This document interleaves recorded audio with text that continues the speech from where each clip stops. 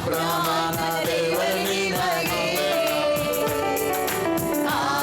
ಆರಾಧನೆ. ಇಸಾಕನ ದೇವರು ನಿನಗೆ ಆರಾಧನೆ. ಅಬ್ರಹಾಮನ ದೇವರು ನಿನಗೆ ಆರಾಧನೆ. ಇಸಾಕನ ದೇವರು ನಿನಗೆ ಆರಾಧನೆ.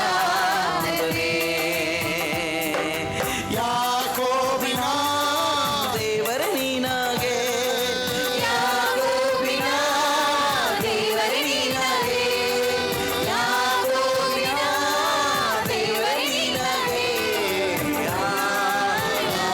ಆರಾಧನೆ. ಓ ಆರಾಧನೆ. ತಂದೆ ಮಗನಿಗೆ ಪವಿತ್ರಾತ್ಮನಿಗೆ ನಾ ಮಾಡುವೆ ಆರಾಧನೆ. ತಂದೆ ಮಗನಿಗೆ ಪವಿತ್ರಾತ್ಮನಿಗೆ ನಾ ಮಾಡುವೆ ಆರಾಧನೆ. ತಂದೆ ಮಗನಿಗೆ ಪವಿತ್ರಾತ್ಮನಿಗೆ ನಾ ಮಾಡುವೆ ಆರಾಧನೆ. ಸರಿ, ಆರಾಧನೆ ಆರಾಧನೆ ಆರಾಧನೆ ಆರಾಧನೆ ಕೈ ಚಪ್ಪಾಳೆ. ಆರಾಧನೆ ಆರಾಧನೆ ಆರಾಧನೆ. ಅಬ್ರಹಾಮನ ದೇವರು ನಿನಗೆ ಆರಾಧನೆ. ಇಸಾಕನ ದೇವರು ನಿನಗೆ ಆರಾಧನೆ. ಅಬ್ರಹಾಮನ ದೇವರು ನಿನಗೆ ಆರಾಧನೆ. ಇಸಾಕನ ದೇವರು ನಿನಗೆ ಆರಾಧನೆ. ಹಾಗೆ ಕರೆದು ಚಪ್ಪಾಳದೊಂದಿಗೆ ರಾಜ ಮಾಡಿದ ಉಪಕಾರಗಳಿಗೆ ನಾವು ದೇವರಿಗೆ ಮಹಿಮೆಪಡಿಸೋಣ. Thank you lord. Thank you lord. Amen. ಸ್ತೋತ್ರ ಬಲಿ ಅಪ್ಪ. ಬಲಿ ಚಪ್ಪಾಳೆ. ಓ ಆಮೆನ್. ಚಪ್ಪಾಳೆ ಬಲ್ಲಿ. ದೇವರು ಮಾಡಿದ ಉಪಕಾರಗಳಿಗೆ ಕೈ ಸೌಮ್ಯ ಇರಬೇಡಿ.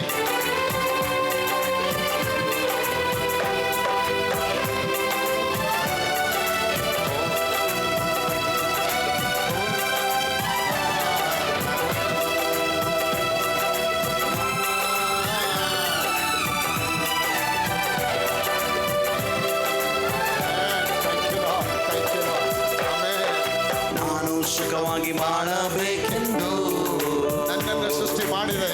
ನನ್ನನ್ನು ಸೃಷ್ಟಿ ಮಾಡಿದೆ. ನಾನು ನಿನ್ನ ಸ್ತುತಿಸಬೇಕೆಂದು ಹೆಸರಿಡಿದು ನೀ ಕರೆದೆ ಅಪ್ಪ. ಹೆಸರಿಡಿದು ನೀ ಕರೆದೆ. ಒಟ್ಟಾಗಿ ನಾನು ಸುಖವಾಗಿ ಮಾಡಬೇಕೆಂದು ನನ್ನನ್ನು ಸೃಷ್ಟಿ ಮಾಡಿದೆ. ನಾನು ನಿನ್ನ ಸ್ತುತಿಸಬೇಕೆಂದು ಹೆಸರಿಡಿದು ನೀ ಕರೆದೆ. ನಾನು ಸುಖವಾಗಿ ಮಾಡಬೇಕೆಂದು ಆಯ್ಕೆ ಮಾಡಿ ಸುಖವಾಗಿ ಬಾಳಬೇಕೆಂದು ನನ್ನನ್ನು ಸೃಷ್ಟಿ ಮಾಡಿದೆ. ನಾನು ನಿನ್ನ ಸ್ತುತಿಸಬೇಕೆಂದು ಹೆಸರಿಡಿದು ನೀ ಕರೆದೆ. ಕೃಪಾಪೂರ್ಣನೇ, ಓ ಕೃಪಾಪೂರ್ಣನೇ, ಕೃಪಾಪೂರ್ಣನೇ, ಓ ಕೃಪಾಪೂರ್ಣನೇ, ಕೃಪಾಪೂರ್ಣನೇ, ಓ ಕೃಪಾಪೂರ್ಣನೇ, ಉಸಿರಿರುವ ದಿನವೆಲ್ಲ ನಾ ಮಾಡುವೆ ಆರಾಧನೆ.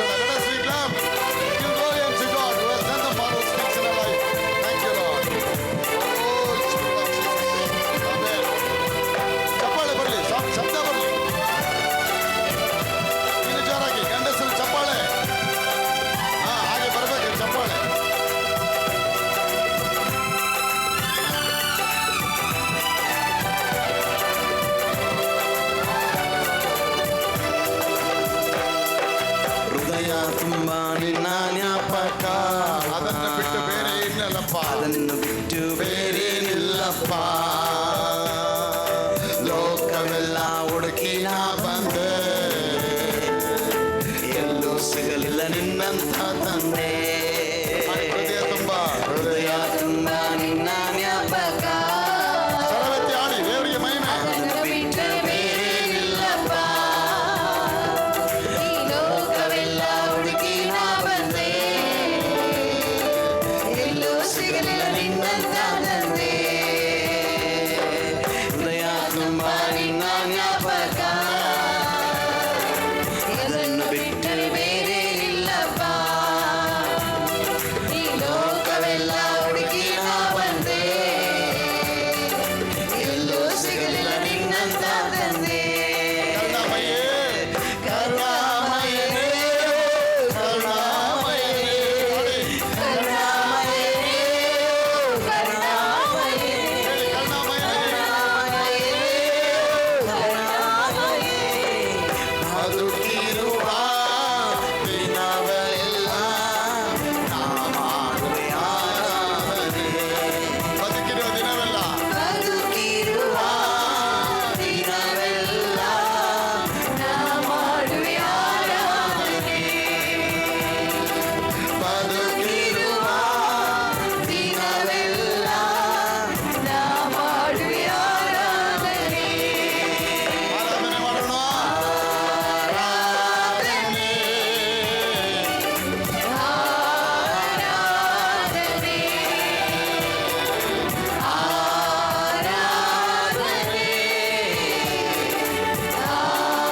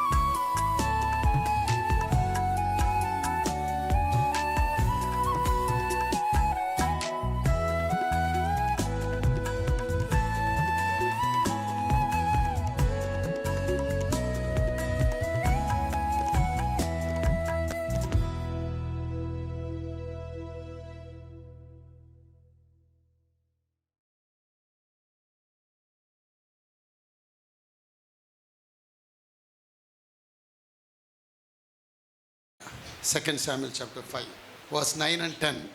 ದಾವೀದನು ಆ ಕೋಟೆಗೆ ದಾವೀದ ನಗರವೆಂದು ಹೆಸರಿಟ್ಟು ಅಲ್ಲೇ ವಾಸಿಸುತ್ತಾ ಅದರ ಸುತ್ತಲೂ ವಿಲ್ಲೋವಿನಿಂದ ಪ್ರಾರಂಭಿಸಿ ಒಳಗಣ ಪೌಳಿಗೋಡೆಯನ್ನು ಕಟ್ಟಿಸಿದನು.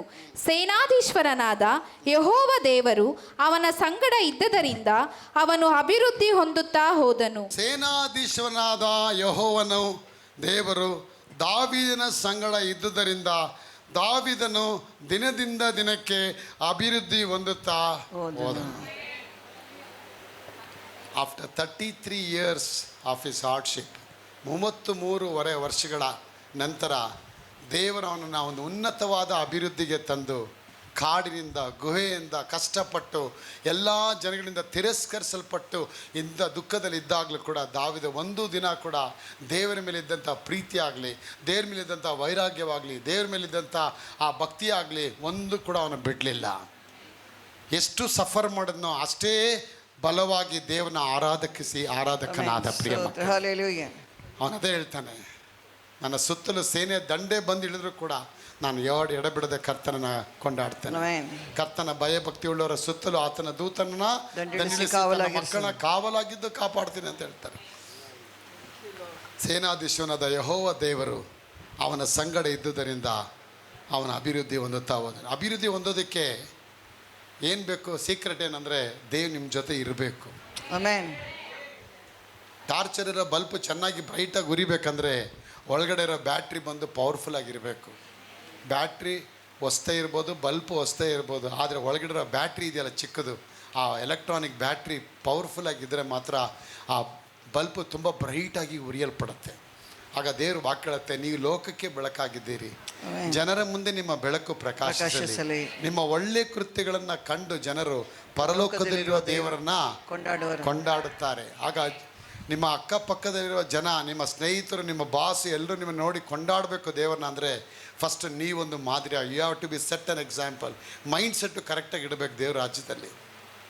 ಇವತ್ತು ಈ ಸಭೆಗೆ ನಿಮ್ಮನ್ನ ಕರ್ಕೊಂಬಂದಿದ್ದಾರೆ ಅಂದರೆ ನಿನಗೊಂದು ಮೈಂಡ್ ಸೆಟ್ ಕೊಡ್ತಾ ಇದ್ದಾರೆ ದೇವರು. ಏನು ಮೈಂಡ್ ಸೆಟ್ಟು? ನಾನು ಇವತ್ತಿನಿಂದ ನಾನು ಕರ್ತನ ಮಗು ಆಗಿದ್ದಾನೆ, ಕರ್ತನ ದೇವರಾಗಿದ್ದಾನೆ, ಇನ್ನು ನನ್ನ ಎಲ್ಲ ಕೊರತೆಗಳನ್ನ ಆತ ನೀಗಿಸ್ತಾನೆ, ನಾನು ಇನ್ಯಾವುದಕ್ಕೂ ಭಯಪಡೋದಿಲ್ಲ, ನನಗೊಂದು ದೇವರೊಂದು ಅಶ್ಯೂರೆನ್ಸ್ ಕೊಟ್ಟಿದ್ದಾರೆ ಅಂತ ಹೇಳುವಂಥ ಒಂದು ವೇದಿಕೆ ಇದು. It's a platform. ಈ ಒಂದು ವೇದಿಕೆಯಲ್ಲಿ ನಿಮ್ಮನ್ನ ಕರ್ಕೊಂಡ್ಬಂದಿದ್ದಾರೆ ಅಂದರೆ ನೀವು ಇಲ್ಲಿ ಬೆಳಿಬೇಕು, ಬೆಳೆದು ಕರ್ತನ ನಾಮವನ್ನು ಘನವಾಗಿ ಘನಪಡಿಸ್ಬೇಕಂತಲೇ ದೇವ್ರು ನಿಮ್ಮ ಬಾಳಿಯಲ್ಲಿ ಇಷ್ಟಪಡ್ತಾರೆ.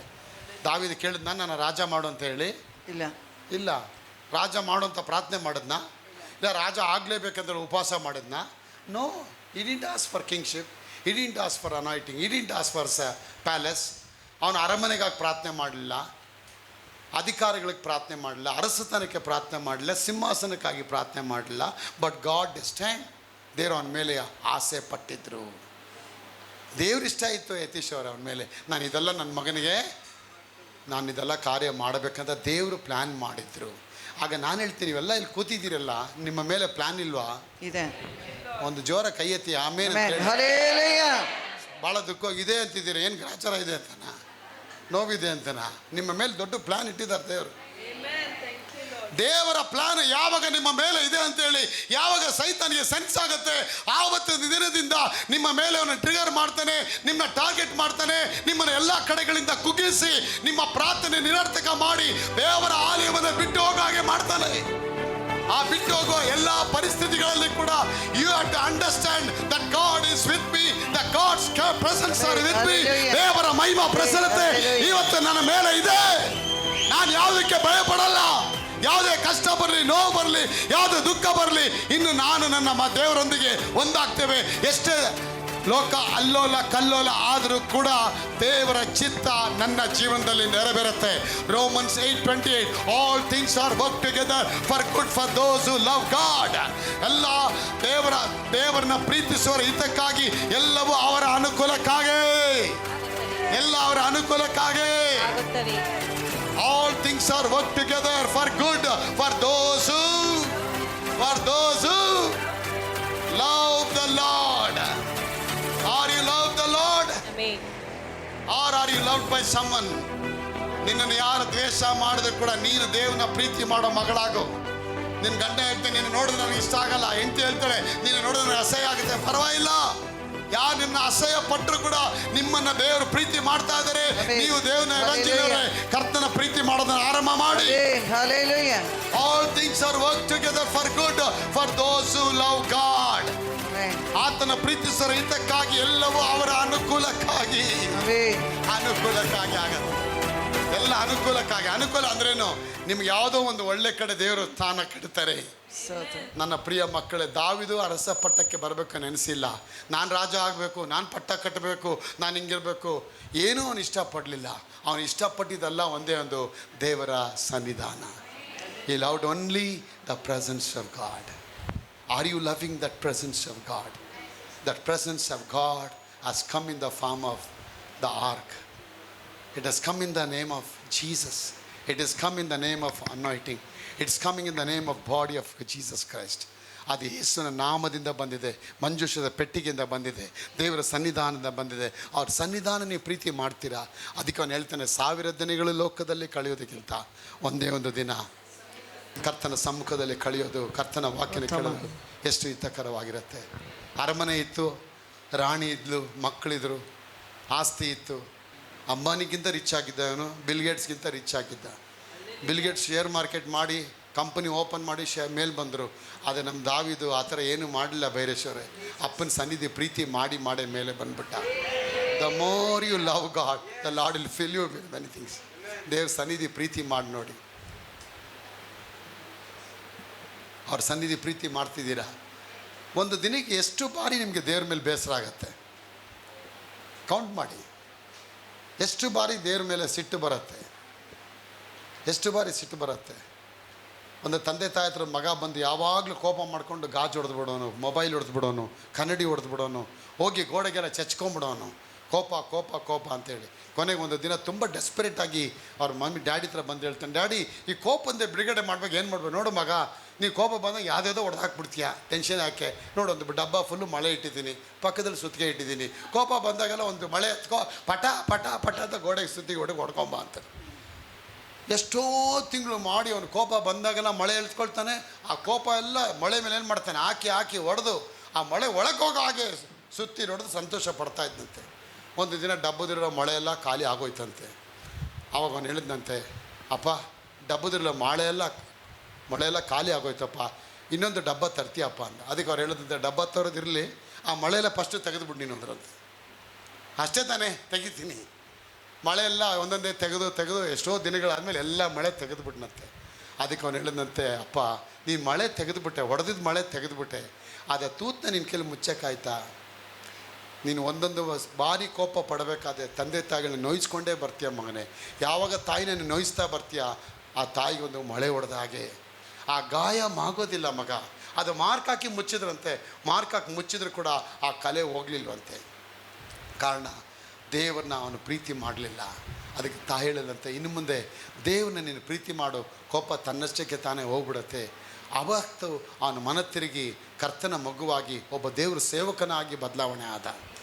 ಒಂದು ಚಿಕ್ಕ ವಸ್ತು, ಒಂದು ಚಿಕ್ಕ ನಮ್ಮ ಹ್ಯಾಬಿಟ್ಟು ನಮ್ಮ ಜೀವನವನ್ನೇ ಹಾಳು ಮಾಡಿಬಿಡುತ್ತೆ. ಪ್ರಿಯ ಮಕ್ಕಳೇ, ಜೀವನನ ಹಾಳು ಮಾಡಿಬಿಡುತ್ತೆ. You have to be very careful. ಆ ಜೀವನ ಹಾಳಾಗಬಾರ್ದು ಅಂತ ಹೇಳಿನೇ ನಿನಗೊಂದು ಪ್ರಿಯಾಂಕ ಅವರೇ ಒಂದು ವೇದಿಕೆ ತಂದು ಕೊಟ್ಟಿದ್ದಾರೆ. ಆ ವೇದಿಕೆನೇ that's a presence of God. ದೇವರ ಸನ್ನಿಧಾನ ಕೊಟ್ಟಿದ್ದಾರೆ. ಈ ಸನ್ನಿಧಾನಕ್ಕೆ ಎಷ್ಟು ಬರ್ತೀರಾ, the more you love God, the more you come and rub the presence of God, the more you'll be highly blessed by God. Dev ನಮ್ಮ ಸನ್ನಿಧಾನಕ್ಕೆ ಬ್ಲೆಸ್ಸಿಂಗ್ ಆಗ್ತಾ ಇರ್ತೀರಾ. ಯಾವ ಬೈಬಲ್ ಕಾಲೇಜ್ಗೆ ಹೋಗಲಿಲ್ಲ, ಯಾವ SLC ಓದಿಲ್ಲ, ಯಾವ ಡಿಗ್ರಿ ಮಾಡಲಿಲ್ಲ, ಯಾವ MTech MB ಏನೂ ಮಾಡಲಿಲ್ಲ. ಆದರೆ ದಾವಿದು ಕರ್ತನ ಸನ್ನಿಧಾನ ಹುಡುಕ್ದ. ಅದಕ್ಕೆ ಅವನು ಕೀರ್ತನೆ 1ನೇ ಅಧ್ಯಾಯ ಬರಿಬೇಕಾದ್ರೆ ಹೇಳ್ತಾನೆ, ಯಾವ ದುಷ್ಟರ ಆಲೋಚನೆ ನಡೆಯದೆ ಪಾಪಾತ್ಮರ ಬಳಿಯಲ್ಲಿ ಕೂತ್ಕೊಳ್ಳದೆ, ದುಷ್ಟರ ಧರ್ಮ ನಿಂದಕರ ಬಳಿಯಲ್ಲಿ ಕುಳಿತುಕೊಳ್ಳದೆ, ಕರ್ತನ ಧರ್ಮಶಾಸ್ತ್ರದಲ್ಲಿ ಆನಂದ ಪಟ್ಟು ಅದನ್ನೇ ಹಗಲು ಇರುಳು ಧ್ಯಾನ ಮಾಡುವ ಮನುಷ್ಯನು ಭಾಗ್ಯವಂತನು. ಅವನು ನೀರಿನ ಕಾಲುಗಳ ಬಳಿಯಲ್ಲಿ ಬೆಳೆದ ಅವನ ಕಾರ್ಯಗಳೆಲ್ಲ ಸಫಲ ಆಗ್ಬಿಡುತ್ತೆ. ದೇವರು ಹೇಳ್ತಾರೆ ಸೀಕ್ರೆಟ್ ನೋಡಿ, ಅಲ್ಲೇ ಇಟ್ಬಿಟ್ಟಿದ್ದಾರೆ ಸೀಕ್ರೆಟ್. ಆಗ ಏನು ಆರಿಸ್ಕೋಬೇಕು? You have to choose the life, not the death. ಮರಣನ ಇಟ್ಟಿದ್ದಾರೆ, ಜೀವನ ಇಟ್ಟಿದ್ದಾರೆ, ನಿಮ್ಮ ಕೈಯಲ್ಲಿ ಮುಂದೆ ಇಟ್ಟಿದ್ದಾರೆ. ಈಗ ರೋಡ್ಗೆ ಹೋಗ್ಬೇಕಾದ್ರೆ ಬಾಗಿಲು, ಚಾಕ್ಲೇಟ್ ಬಾಗಿಲು, ಸರ್ಕಲ್ ಬರುತ್ತೆ. ಸರ್ಕಲ್ ಬಂದಿದ ತಕ್ಷಣ ರೈಟಲ್ಲೇ ಬಾರ್ ಇದೆ, ಲೆಫ್ಟಲ್ಲೇ ಕ್ಲಬ್ ಇದೆ, ಸ್ಟ್ರೈಟಾಗಿ ಹೋದರೆ ಮನೆ ಇದೆ. ನೀವು ಯಾವುದು ಯೂಸ್ ಮಾಡ್ತೀರಾ? ರೈಟ್ಗೆ ಹೋಗ್ತೀರಾ, ಲೆಫ್ಟ್ಗೆ ಹೋಗ್ತೀರಾ, ಸ್ಟ್ರೈಟ್ಗೆ ಹೋಗ್ತೀರಾ? ಇಲ್ಲ ಬದ ತುಂಬ ಬೋರ್ ಆಗಿದೆ, ತುಂಬ ಟೆನ್ಷನ್ ಆಗಿದೆ, ನಾನು ರೈಟ್ ಹೊಡಿತೀನಿ ಅಂದರೆ ಟೈಟ್ ಆಗ್ತೀರಾ. ಲೆಫ್ಟ್ ಹೋಗ್ತೀನಿ ಅಂದರೆ ಫುಲ್ ಲೂಸ್ ಆಗ್ತೀರಾ, ಗ್ಲಾಮ್ಲಿಂಗ್ ಆಡಿ. ಸ್ಟ್ರೈಟ್ ಹೋಗ್ತೀನಿ ಅಂದರೆ ಸೇಫ್ ಆಗ್ತೀರಾ. ಆಗ ನೋಡಿ, ಮರಣ ಅನ್ನೋದು ನಿಮ್ಮ ಕೈಲಿ ಇಡಲ್ಪಟ್ಟಿದೆ. ಸೊ ಮರಣ ಅಂದ್ರೇನು? ದೇವರ ವಾಕ್ಯನ ತಳ್ಳಿ ಬಿಡೋದೇ ಮರಣ. ಇವತ್ತು ಲೋಕ ಜನಕ್ಕೆ ವಾಕ್ಯ ಕೇಳಿ ತಳ್ತಾರೆ. ಬೇಡ ನಮಗಿದೆ ವಾಕ್ಯ, ನಮ್ಗೇನಕ್ಕೆ ಬೇಕು, ನಮಗೇನು ಕಮ್ಮಿ ಆಗಿದೆ? ಹಣ ಸಂಪಾದನೆ ಮಾಡ್ತಾರೆ, ಹಗಲು ഇരുಳು ಸಂಪಾದನೆ ಮಾಡಿ ಹಣ ಕಟ್ತಾರೆ. ಕೊನೆಗೆ ಅನಾರೋಗ್ಯದಲ್ಲಿ ಬೀಳ್ತಾರೆ. ಅನಾರೋಗ್ಯದಲ್ಲಿ ಬಿದ್ದಾಗ ಮಣಿಪಾಲ ಅಡ್ಮಿಟ್ ಆಗ್ತಾರೆ. ಇರೋ ಪೆಟ್ಟಿಗೆಲ್ಲ ದುಡ್ಡೆಲ್ಲ ತೊಡಗಲ್ಲಿ ಕೊಟ್ಬಿಟ್ಟು ಮತ್ತೆ ಆರೋಗ್ಯನ ಎತ್ಕೊಂಡ್ಬರ್ತಾರೆ. ಲಾಸು. ನಮಗೆ ಆರೋಗ್ಯ ಅನ್ನೋದು ದೇವ್ರು ಕೊಟ್ಟಿದ್ದಾರೆ. ಆರೋಗ್ಯ ಅನ್ನೋದೇನು ಸುಮ್ಮನೆ ಅದೇ ಆರೋಗ್ಯದ ಹಾಲು ಬಂದೈತಲ್ಲ, ಅದು ಕುಡಿಯೋದಲ್ಲ. ಆರೋಗ್ಯ ಹಾಲು, ಅದು ಅನಾರೋಗ್ಯನೇ ಇದ್ದಿರ್ತದೇನೋ ಗೊತ್ತಿಲ್ಲ ನನಗೆ. ಆರೋಗ್ಯ ಅಂತ ಹಾಕಿದ್ದಾರೆ ಅದಲ್ಲಿ, ಅಡ್ವರ್ಟೈಸ್ಮೆಂಟ್ ಅದೆಲ್ಲ ಚೆನ್ನಾಗಿ ಹಾಕ್ತಾರೆ. ಕ್ರೀಮ್ಗೆಲ್ಲ ತೋರಿಸ್ತಾರೆ, ಕಪ್ಪಗಿರೋ ಹಾಕಿ ಬೆಳ್ಳಗಾಗಿರ್ತಾನೆ ಅಂತೇಳಿ. ಫೇರ್ ಆ್ಯಂಡ್ ಲವ್ಲಿ ತೊಗೊಂಡೋಗಿ ಆಫ್ರಿಕಾ ಕೊಟ್ಟು ನೋಡಿ, ಒಬ್ಬನೇ ಬೆಳ್ಳಗಾಗಲ್ಲ ಅದಲ್ಲಿ. ಒಬ್ಬನೇ ಒಬ್ಬ ಆಫ್ರಿಕಾ ಕೊಟ್ಟು ಒಂದು 3 ತಿಂಗಳು ಹಾಕಿ ನೋಡಲಿ, ಅವನು ಇನ್ನೂ ಕರ್ಗಾಗ್ಬಿಡ್ತಾನೆ ಅವನು. ಸುಮ್ಮನೆ ಅದೆಲ್ಲ ಶೋ ತೋರಿಸ್ತಾರೆ ಜಾಹೀರಾತುಗಳನ್ನ. ಆದರೆ ಕರ್ತನ ವಾಕ್ಯದಲ್ಲಿ ಎಷ್ಟು ಕೂತ್ಕೊಳ್ತೀರಾ ನೀವು, ಇನ್ನೂ ಚೆಂದ ಆಗ್ತೀರಾ, ಇನ್ನೂ ಸೌಂದರ್ಯ ಆಗ್ತೀರಾ. ನೀವು ಎಷ್ಟು ಬ್ಯೂಟಿ ಪಾರ್ಲರ್ಗೆ ಹೋಗಿ ಕೂತ್ಕೊಂಡು ಎದ್ದು ಬರ್ತೀರಾ, ಅಜ್ಜಿ ಆಗ್ತಾ ಹೋಗ್ತೀರಾ. ಅರ್ಥ ಆಯ್ತೀರಾ? ಮೇಕಪ್ ಇದ್ದಾಗ ಒಂದು ಬ್ಯೂಟಿ, ಮೇಕಪ್ ತೆಗೆದಾಗ ಇನ್ನೊಂದು ಬ್ಯೂಟಿ. ಮೇಕಪ್ ಇದ್ದಾಗ ಯೌವನ, ಮೇಕಪ್ ತೆಗೆದಾಗ ಮುದುಕಿ. ಅಯ್ಯೋ ಈ ಅಮ್ಮನ ಅಂತ ಹೇಳ್ತೀವಿ ನಾವು. ಎಷ್ಟೋ ಫಿಲ್ಮ್ ಆ್ಯಕ್ಟ್ರ್ ಮನೆಗಳಿಗೆಲ್ಲ ಹೋಗಿ ನೋಡಿ, ಮುದುಕಿ ಇದ್ದಂಗೆ ಇರ್ತಾರೆ ಅವರು. ಅವ್ರಿಗೆಲ್ಲ ಕೂದಲು ಮೇಕಪ್ ಮಾಡಿ ಅದು ಹಾಕಿ ಇದು ಹಾಕಿ ಹಂಗೆ 18 ವರ್ಷ ಹುಡುಗಿ ಥರ ತಂದು ಟೈಟಾಗೆಲ್ಲ ಸ್ಟ್ರೈಟ್ ಮುಖ ಎಲ್ಲ ಸ್ಕಿನ್ನೆಲ್ಲ ಟೈಟ್ ಮಾಡಿ ಹಂಗೆ ಒಂದೆರಡು ಸೀನೆಲ್ಲ ಹಾಕಿ ತೋರಿಸ್ತಾ, ಅಯ್ಯೋ ಎಷ್ಟು ಚೆನ್ನಾಗಿದ್ದಾರೆ ಹುಡುಗಿ ಅಂತೀವಿ ನಾವು. ಅದು ಚೆನ್ನಾಗಿಲ್ಲ, ಪರದೆ ಮೇಲೆ ಮಾತ್ರ ಚೆನ್ನಾಗೈತೆ ಅದು. ಮನೆಗೆ ಹೋಗಿ ನೋಡಿದೆ, ಅದು ಸೊಳ್ಳೆ ಪರ್ದಕ್ಕಿಂತ ಮೋಸವಾಗಿ ಐತೆ ಅದು. ಸೊಳ್ಳೆ ಪರ್ದೆ ಆದರೂ ಅನಿಲವರೇ ನಿಮ್ಮ ಸೊಳ್ಳೆ ಬರದೇ ಇರೋಂಗೆ ಕಾಪಾಡ್ತದೆ. ಇದು ಸೊಳ್ಳೆ ಪರ್ದೆಗಿಂತ ಮೋಸವಾಗಿರ್ತದೆ ಹುಡುಗಿರ್ತದೆ. ಮುತ್ಕಿಯಾಗೆಲ್ಲ ಸ್ಕಿನ್ನೆಲ್ಲ ರಿಂಕಲ್ ಆಗೆಲ್ಲ ಒಳಗೋಗ್ಬಿಟ್ಟು ಕೌಣ ಅಂತದೆ ನೋಡಿ. ಪಿಕ್ಚರ್ ಥಿಯೇಟ್ರ್ ಒಳಗೆ ಬಂದಾಗ, ಶೂಟಿಂಗ್ ಬಂದಾಗ ಎಲ್ಲ ಮೇಕಪ್ ಮಾಡ್ತಾರೆ. ಅದಕ್ಕೆ ದಾನಿಯಲ್ಗೆ ನೋಡಿ ಡ್ರಿಂಕ್ಸ್ ಎಲ್ಲ ಕೊಡ್ತಾರೆ. ಅವ್ರು ಹೇಳಿ ನಾನು ಡ್ರಿಂಕ್ಸ್ ಎಲ್ಲ ಮುಟ್ಟಲ್ಲ, ನಾನು ಕರ್ತನ ಅಭಿಷಕ್ತ, ಮಾಂಸ ಮುಟ್ಟಲ್ಲ. ಇನ್ನೇನೋ ಮುಟ್ತೀಯ ನೀನು, ತರಕಾರಿ ಮಾತ್ರ ಸಾಕು, ವೆಜಿಟೇರಿಯನ್ ನಾನು. ಅಲ್ಲಾನೋ ನೀವು ವೆಜಿಟೇರಿಯನ್ ನಿತ್ಯ, ನನಗೆ ನಾನ್ ವೆಜ್ ಹೊಡೆದಾಕ್ಬಿಡ್ತಾನೆ ರಾಜ. 20 ದಿನ ಆದಮೇಲೆ ನಾನು ತೊಗೊಂಡು ನಿಮ್ಮನ್ನೆಲ್ಲ ಮುಂದೆ ನಿಲ್ಲಿಸ್ಬೇಕು. ದೇವರು ಇದರಲ್ಲಿ ಸುಂದರವಾಗಿರೋನು ಹುಡುಕ್ತಾರೆ. ಅದಲ್ಲಿ ನೀನೇನೋ ಏನಾದ್ರು ಸಪ್ಪಗೇನೋ ಬಂದರೆ ನನಗೆ ಹೊಡೆದು ಸಾಯಿಸ್ಬಿಡ್ತಾರೆ. ಅವ್ನು ಹೇಳ್ತಾನೆ 10 ದಿನ ಟೆಸ್ಟ್ ಮಾಡಿ ನೋಡು, ನನಗೆ ಟೆಸ್ಟ್ ಮಾಡಿ ನೋಡು. ನನಗೆ ಮೀನು ಮಾಂಸ ಫ್ರೈ ಚಿಕನ್ ಏನು ಬೇಡ, ಬರೀ ನನಗೆ ಸೊಪ್ಪು, ಪಾಲಕ್ಕು, ನುಗ್ಗೆಕಾಯಿ ಸೊಪ್ಪು ಅದು ಕೊಡು, ಬರೀ ಅದನ್ನೇ ತಿಂದು ಬದುಕ್ತೀನಿ. 10 ದಿನ ಚೆನ್ನಾಗಿ ತಿಂತಾನೆ. ಆಮೇಲೆ ಎಲ್ಲ ಲೈನಾಗಿ ನಿಲ್ಲಿಸಿ ನೋಡ್ತಾರೆ, ಎಲ್ಲ ಅದಕ್ಕಿಂತ ಇವನೇ ಬ್ರೈಟಾಗಿ ಕಾಣ್ತಾ ಇರ್ತಾನೆ.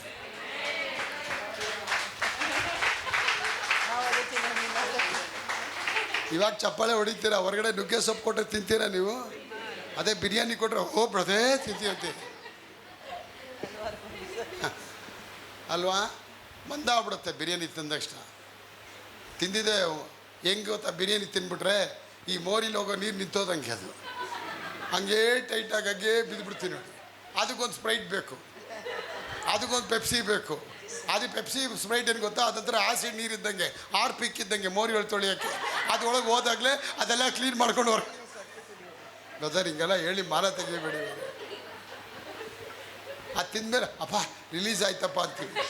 ಇದು ರಿಲೀಸ್ ಆಯ್ತಪ್ಪೋ, ಒಂದು ಲೋಟ ಸೂಪು ಇಲ್ಲ ಒಂದು ಲೋಟ ನುಗ್ಗೆ ಸೊಪ್ಪು ಏನೋ ಒಂದು ಸ್ವಲ್ಪ ಪಾಲಕ್ ತಿಂದು ನೋಡಿ, ಖುಷಿಯಾಗಿರ್ತೀರ ನೀವು. 10 ದಿನ ಆದಮೇಲೆ ದಾನಿಯೇಲ ದೇವ್ರ ಸನ್ನಿಧಾನಕ್ಕೆ ಬರ್ತಾನೆ. ಅವನ ಮುಖ ದೇವದೂತನ ಮುಖ ಥರ ಕಂಗೊಳಿಸ್ತಾನೆ. Amen. Hallelujah. What is the secret? A secret was he was with god and the lord was with him. ದೇವ್ರ ಜೊತೆ ಇದ್ದ ಅವನು, ದೇವ್ರ ಜೊತೆ. ಅದಕ್ಕೆ ವಾಕ್ಯ ಹೇಳುತ್ತೆ, ಸೇನಾಧೀಶನಾದ ಯೆಹೋವನು ದಾವೀದನ ಸಂಗಡ ಇದ್ದುದರಿಂದ ಅವನು ದಿನದಿಂದ ದಿನಕ್ಕೆ ಸೇನಾಧೀಶನಾದ ಯೆಹೋವನು ಯೋಸೇಫನ ಸಂಗಡ ಇದ್ದುದರಿಂದ 44ರ ಮನೆ ಆಶೀರ್ವದಿಸಲ್ಪಡ್ತದೆ. The blessing of the Lord will make you rich. Are you there with me? The sweating of your labor will never ever make you rich.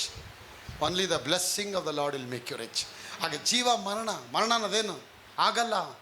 ಹಣ ಇಲ್ಲ, ಅದೇ ಮರಣ. ಊಟ ಇಲ್ಲ, ಅದೇ ಮರಣ. ಹೋರಾಟ, ಅದೇ ಮರಣ. ಮನೇಲಿ ಜಗಳ, ಅದೇ ಮರಣ. ಮರಣ ಡೈಲಿ ನೋಡ್ತಾ ಇದ್ದೀರಾ ಅದನ್ನು. ಜೀವ ಆರಿಸ್ಕೊಳ್ಳಿ. ಜೀವ ವಾಕ್ಯ ಅಂದರೆ ಕರ್ತನ ವಾಕ್ಯವೇ ಜೀವ. ಆ ವಾಕ್ಯ ತೆಗೆದುಕೋಬೇಕಾದ್ರೆ ನಿಮಗೆ ಬ್ಲೆಸ್ಸಿಂಗ್ ಬಂದ್ಬಿಡುತ್ತೆ, ಆಶೀರ್ವಾದ ಬರುತ್ತೆ. ಒಳಗೋಗೋ ಉಸಿರು ಮತ್ತೆ ಏನಾಗುತ್ತೆ, ಹೊರಗಡೆ ವಾಪಸ್ ಬರುತ್ತೆ. ಹೊರಗಡೆ ತೊಗೊಂಬಿಟ್ಟು ಹೊರಗಡೆ ಬಿಡೋದು ಬೇಡ, ಇನ್ನೊಬ್ರು ಎಳ್ಕೊಂಡ್ಬಿಡ್ತಾರೆ ಉಸಿರನ್ನ. ಅದು ಹಿಡ್ಕೊಂಡ್ರೆ ನೀ ಸತ್ತೋಗಿರ್ತೀನಿ. ಒಳಗೆ ತೊಗೊಂಡ್ಮೇಲೆ ಉಸಿರು ಏನು ಮಾಡಬೇಕು? ಆಚೆ ಬಿಡಬೇಕು. ಬಿಟ್ಟ ಮೇಲೆ ಮತ್ತೆ ಏನಾಗುತ್ತೆ ಅದರೊಳಗೆ?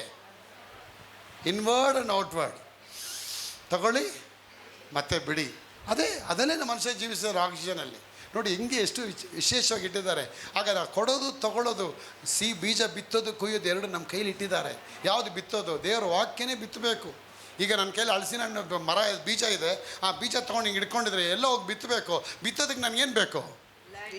ನೆಲ ಬೇಕು. I need a land. Without a land the seed cannot go into the land. Without land the seed cannot bear the fruit. ಬೀಜ ಇಲ್ಲದೆ, ನೆಲ ಇಲ್ಲದೆ ಬೀಜ ಏನು ಕೊಡೋಕ್ಕಾಗಲ್ಲ, ಫಲ ಕೊಡೋಕ್ಕಾಗಲ್ಲ, ವೃದ್ಧಿ ಆಗೋದಿಲ್ಲ. ಎಲ್ಲಿವರೆಗೆ ನಿನ್ನ ಕೈಯಲ್ಲಿ ಇರತ್ತೆ ಅಲ್ಲಿವರೆಗೂ ಅದೇನಾಗಿರುತ್ತೆ, ಅದು ಹಲಸಿನಕಾಯಿ ಬೀಜ ಹಾಗೇ ಇರುತ್ತೆ ಅದು. ಬಟ್ ಯಾವ ದಿನದಲ್ಲಿ ಅದು ನೆಲಕ್ಕೆ ಹೋಗುತ್ತೆ, ನೆಲಕ್ಕೆ ಹೋದಾಗ ಆ ನೆಲದಲ್ಲಿ ಹೋಗಿ 30, 60, 100ರಷ್ಟಾಗಿ ಅದು ಫಲವನ್ನು ಕೊಂಡು ತರುತ್ತೆ. Hallelujah. ಅದೇ ಕೊಂಡು ತರುತ್ತೆ. ಲಕ್ಷ್ಮಿ ಅವರೇ, ನಾನು ಹೇಳ್ತೇನೆ, ಇವತ್ತು ನಿಮ್ಮ ಜೀವನದಲ್ಲಿ ಜೀವನ್ ಅವರೇ, ಅನಿಲ್ ಅವರೇ, ದೇವರ ಆಶೀರ್ವಾದ ನಿಮಗೆ ಬರಬೇಕಂದ್ರೆ, ದೇವರು ತನ್ನ ಬೀಜನ ವಾಕ್ಯನ ಬಿತ್ತಬೇಕಂದ್ರೆ ದೇವರಿಗೊಂದು ನೆಲ ಬೇಕು. ಆ ನೆಲವೇ ನಿಮ್ಮ ಹೃದಯ. Your heart is a ground for God.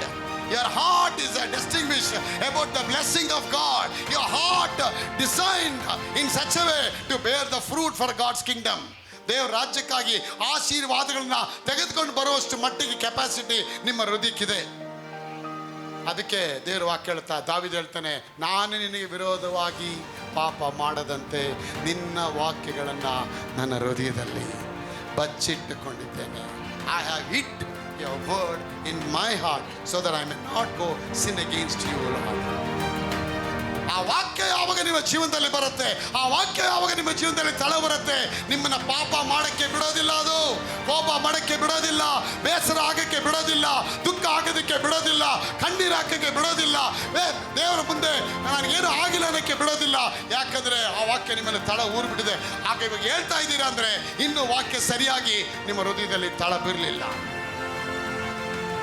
ಒಂದು ಬೀಜ, ಹಲಸಿನ ಬೀಜ ನೆಲಕ್ಕೆ ಹೋದ್ಮೇಲೆ ಆ ಬೀಜಕ್ಕೆ ಪೌಷ್ಟಿಕಾಂಶ ಬೇಕಾದ್ರೆ ಬೆಳೀಲಿಲ್ಲ ಅಂದ್ರೆ ಏನು ಮಾಡ್ತಾನೆ ತೋಟಗಾರ, ಅದಕ್ಕೆ ಸ್ವಲ್ಪ ಗೊಬ್ಬರಗಳೆಲ್ಲ ಹಾಕ್ತಾನೆ, ಎಲ್ಲ ಹಾಕಿ ಅದು ಬೆಳೆಯೋ ಹಾಗೆ ಮಾಡ್ತಾನೆ.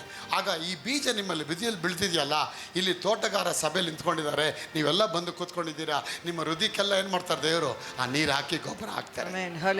ಬೆಳಿ ಮಗಳೇ, ಯಾವಾಗ ಗೊಬ್ಬರ ಎಲ್ಲ ಕರೆಕ್ಟಾಗಿ ಹಾಕ್ತಾರೆ, ಆ ಹಲಸಿನ ಮರ ನಮಗಿಂತ ಎತ್ತರವಾಗಿ ಬೆಳ್ಕೊಂಡು ಹೋಗುತ್ತೆ. ನಮಗಿಂತ ಎತ್ತರವಾಗಿ ಬೆಳ್ಕೊಂಡು ಹೋಗುತ್ತೆ. ನಮ್ಮ ತಲೆ ಬುರುಡೆಗಿಂತ 3 ಬುರುಡೆ ಅಷ್ಟು ದೊಡ್ಡ ದೊಡ್ಡ ಹಣ್ಣು ಬಿಡ್ತದೆ. ನಮ್ಮ ಕೈಲಿ ಎತ್ತಕ್ಕಾಗಲ್ಲ ಹಣ್ಣ. ಒಂದು ವೇಳೆ ಏನಾದರೂ ಹಲಸಿನ ನಮ್ಮ ತಲೆ ಮೇಲೆ ಬಿದ್ದರೆ ನಾವು ಗೋತ ಆಗ್ಬಿಡ್ತೀವಿ. ಯಾರೋ ಹೇಳ್ತಿದ್ದಂತೆ, ಆ ಹುಣಸೆಹಣ್ಣು ಬೀಜ ನೋಡಿದ್ರೆ ದೇವ್ರು ಅದ್ರ ಮೇಲೆ ಇಕ್ಕವ್ರೆ, ಅಷ್ಟು ಮೇಲೆ. ಈ ಕುಂಬಳಕಾಯಿ ನೋಡಿದ್ರೆ ಇಲ್ಲಿಕ್ಕವ್ರೆ, ತಲೆಯಲ್ಲಿ ಬುದ್ಧಿನೇ ಇಲ್ಲ ದೇವರಿಗೆ. ಅಷ್ಟು ದೊಡ್ಡ ಮರಕ್ಕೆ ಹೋಗಿ ಅಲ್ಲಿಡಬಾರ್ದ, ಇದು ನೋಡಿ ಇಲ್ಲಿಕ್ಕಿದ್ದಾರೆ, ಕಾಮನ್ ಸೆನ್ಸ್ ಇಲ್ಲ ದೇವ್ರಿಗೆ ಅಂತ. ಆಮೇಲೆ ಒಂದಿನ ಏನೋ ತುಂಬ ಟೆನ್ಷನ್ ಆಗ್ಬಿಟ್ಟು, ಒಂದಿನ ಬೇಜಾರಾಗ್ಬಿಟ್ಟು, ತುಂಬ ಸೆಕೆ ಅಂದ್ಬಿಟ್ಟು ಹಲಸಿನ ಮರದ ಕೆಳಗೆ ಕೂತಿದ್ದಂತೆ. ಕ್ಲೀನಾಗಿ ಹಲಸಿನ ಮರ ಕೆಳಗೆ ಬಿದ್ದು ಹಣ್ಣು ಬದ್ಬಿಡ್ತು ಅಂತ ತಲೆ ಮೇಲೆ. ಬಿದ್ದಿದ್ದು ಏಟಿಗೆ ತಲೆನೇ ಸುತ್ತ ಕೆಳಗೆ ಬಿದ್ದ ನೋಡಿ ಅವನು. ಆಮೇಲೆ ಹೇಳಿದಂತೆ, ಕರೆಕ್ಟಾಗಿ ಕುಂಬಳಕಾಯಿನ ದೇವ್ರು ಕೆಳಗಿಟ್ಟವ್ರೆ, ಹುಣಸೆ ಹಣ್ಣ ಮೇಲೆ ಇಕ್ಕವ್ರೆ. ದೇವ್ರಿಗೆ ತುಂಬ ಜ್ಞಾನ ಇದೆ. ಗಾಡ್ ಹಸ್ ಎ ವೆರಿ ಮೈಟಿ ವಿಸ್ಡಮ್. ದೇವ್ರ ಹತ್ರ ನೀವೇನು ಕ್ವಶನ್ ಮಾಡೋಕ್ಕೆ ಆಗಲ್ಲ ರೀ. It's a wise God. ಎಲ್ಲ ಜ್ಞಾನ ತುಂಬಲ್ಪಟ್ಟಿದೆ. ಇಡೀ ಪ್ರಪಂಚ ಜಗತ್ತನ್ನೇ ಉಂಟು ಮಾಡಿದ ದೇವರು ನಿಮ್ಮ ಜೊತೆ ಬಂದ್ಬಿಟ್ರೆ ನಿಮ್ಮ ಮನೆ ಹೆಂಗಿರುತ್ತೆ? ಅಯ್ಯೋ ಅಯ್ಯೋ ಅಯ್ಯೋ, ಸ್ವರ್ಗ ತರ.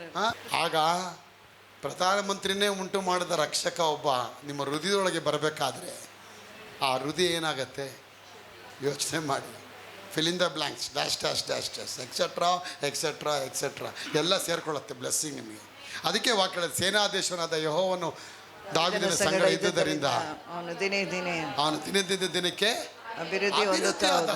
God wanted to grow. ನಿಮ್ಮನ್ನು ಬೆಳವಣಿಗೆ ಮಾಡೋಕ್ಕೆ ಇಷ್ಟಪಡ್ತಾರೆ. ಎಷ್ಟು ಜನ ಬೆಳೆದಿದ್ದೀರಾ? ಎಷ್ಟು ಜನ ಬೆಳೀತಾ ಇದ್ದೀರಾ? ಎಷ್ಟು ಜನ ಇನ್ನು ಬೆಳಿಲೇ ಇಲ್ಲ ಬದ ನಾವು ನಿದ್ರೆಯಲ್ಲಿ ಬೆಳೀತಾ ಇದ್ದೀವಿ, ಊಟದಲ್ಲಿ ಬೆಳೀತಾ ಇದ್ದೀವಿ, ಚಾಡಿ ಹೇಳೋದಲ್ಲಿ ಅದ್ರಲ್ಲಿ ಬೆಳಿಬೇಡಿ, ಅದೆಲ್ಲ ಬಿಡಿ. ಅದೆಲ್ಲ ಬಿಟ್ಬಿಟ್ಟು, ಗಾಸಿಪ್ ಎಲ್ಲ ಬಿಟ್ಬಿಟ್ಟು, ತಲೆ ಅಡ್ಡೆಗಳು ಮಾಡೋದು ಬಿಟ್ಬಿಟ್ಟು, ಹರಟೆ ಮಾತುಗಳನ್ನ ಬಿಟ್ಬಿಟ್ಟು ದೇವ್ರ ಸನ್ನಿಧಾನಕ್ಕೆ ಬಂದು ದೇವ್ರ ವಾಕ್ಯದಲ್ಲಿ ಬೆಳೀರಿ. ಟೈಮ್ ಕೊಡಿ, ಸ್ಪೆಂಡ್ ಮಾಡಿ. ಎಷ್ಟು ಟೈಮ್ ಕೊಡ್ತೀರಾ ದೇವ್ರ ಸನ್ನಿಧಾನದಲ್ಲಿ ಅಷ್ಟು ಬ್ಲೆಸ್ಸಿಂಗ್ ಆಗ್ತಾ ಹೋಗುತ್ತೆ. ಹಲಸಿನ ಮರಕ್ಕೆ ಎಷ್ಟು ಗೊಬ್ಬರ ಹಾಕ್ತೀರಾ, ಫಲಕಾರಿಯಾದ ಮರವಾಗಿ ಬರುತ್ತೆ. ಅಂಬೋ ಅಂತ ಬಿಟ್ಬಿಟ್ರೆ ಎಲ್ಲೋ ಒಂದು ಕಡೆ 2 ಮರ ಹಣ್ಣು ಬಂದಿರುತ್ತೆ. ಆ ಹಣ್ಣು ಬಂದು ಇಷ್ಟಿಷ್ಟೇ ಇರ್ತದೆ, ಕಿತ್ತ ಒಂದೇ ಇರುತ್ತೆ. ಅಲ್ಲಿ ಫಲಕಾರಿಯಾದ ಮರ ಹೆಂಗಿರುತ್ತೆ, ಇಡೀ ಆ ಮರದಲ್ಲೇ ಕಂಪ್ಲೀಟಾಗಿ ಫಲ ತುಂಬ್ಕೊಂಬಿಟ್ಟಿರುತ್ತೆ. ಕಳೆದ ಒಂದು 3 ತಿಂಗಳು ಮುಂಚೆ ನಾಗಾಲ್ಯಾಂಡಿಂದ ಒಂದು ಪಾಸ್ಟರ್ ಲೆಟ್ರ್ ಬರೀತಾರೆ. I don't know how to speak Kannada, but I can understand what I am speaking. ಅವರು ಬಂದು ನನಗೆ ಒಂದು ಲೆಟ್ರ್ ಕಳಿಸಿದ್ದಾರೆ. ಈಗಿನ ಕಾಲದ ಲೆಟ್ರ್ ಯಾರೂ ಬರೆಯೋದಿಲ್ಲ. ಆ ಪಾಸ್ಟ್ ಲೆಟ್ರ್ ಕಳಿಸಿದ್ದಾರೆ. ಎಷ್ಟು ಪತ್ರ ಬರೆದಿರ್ಬೋದು, ಎಷ್ಟು ಲೆಟ್ರ್ ಬರೆದಿರ್ಬೋದು ರೀ ಅವರು ನನಗೆ, ಫಿಲಮಿನವರೇ ಅಂದಾಜಾಗಿ ಒಂದು ನನಗೆ ಬರೀಬೇಕಾದ ಲೆಟ್ರ್ ಎಷ್ಟು ಲೆಟ್ರಸ್ ಬಂದಿರ್ಬೋದು? 2 pages ಬರೆದಿರ್ತಾರೆ. ನೇತ್ರ ಅವ್ರು ಎಷ್ಟು ಪೇಜ್ ಬರೆದಿರ್ಬೋದು? ಅವರು 5 ಪೇಜ್ ಬಂದಿರ್ಬೋದು. ಈ ಪೇಪರ್ ನೋಡ್ಬಿಟ್ರೆ ನನ್ನ ಲೈಫಲ್ಲಿ ಇದೇ ಫಸ್ಟ್ ಈ ಥರ ದೊಡ್ಡ ಲೆಟ್ರ್ ನೋಡಿರೋದು. ನಿಂತ್ಕೊಪ್ಪ, ಲೆಟ್ರ್ ನೋಡಿ ಎಷ್ಟು ದೊಡ್ಡದೈತೆ.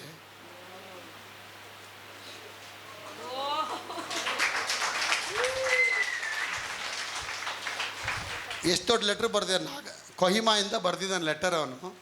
ನಮ್ಮ ಮಿನಿಸ್ಟ್ರಿ, ನಮ್ಮ ಮಿರಾಕಲ್ಸು, ನಮ್ಮ ಚಾರಿಟಿ ಇದೆಲ್ಲ ನೋಡಿ ನೋಡಿ ಈ ಅಪ್ಪ ಕಂಪ್ಲೀಟಾಗಿ ಬರೆದ. ನೆಕ್ಸ್ಟ್ ಪೇಜ್ಗೆ ಹೋಗಪ್ಪ. ಎಷ್ಟು ಪೇಪರ್ ರೀ, ಎಲ್ಲ ಬರೆದು ಕೊಹಿಮಾ ಅಡ್ರೆಸ್ ಹಾಕ್ಬಿಟ್ಟಿದ್ದಾರೆ ನೋಡಿ. ಇಷ್ಟು ದೊಡ್ಡ ಲೆಟ್ರ್ ಬರೆದಿದ್ದಾರೆ ರೀ ದೇವ್ರಿಗೆ ಮಹಿಮೆ.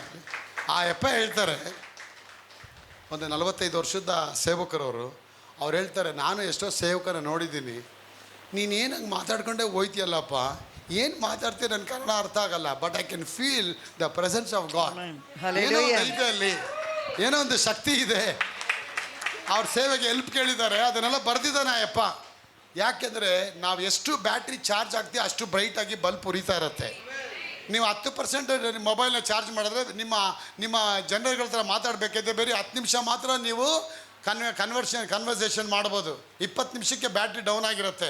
100% ಮಾಡಿದ್ರೆ 2-3 ಅವರ್ ನೀವು ಚೆನ್ನಾಗಿ ಮಾತಾಡ್ಬೋದು. 2-3 ಅವರ್ ಏನು ತಡನೇ ಇರೋದಿಲ್ಲ.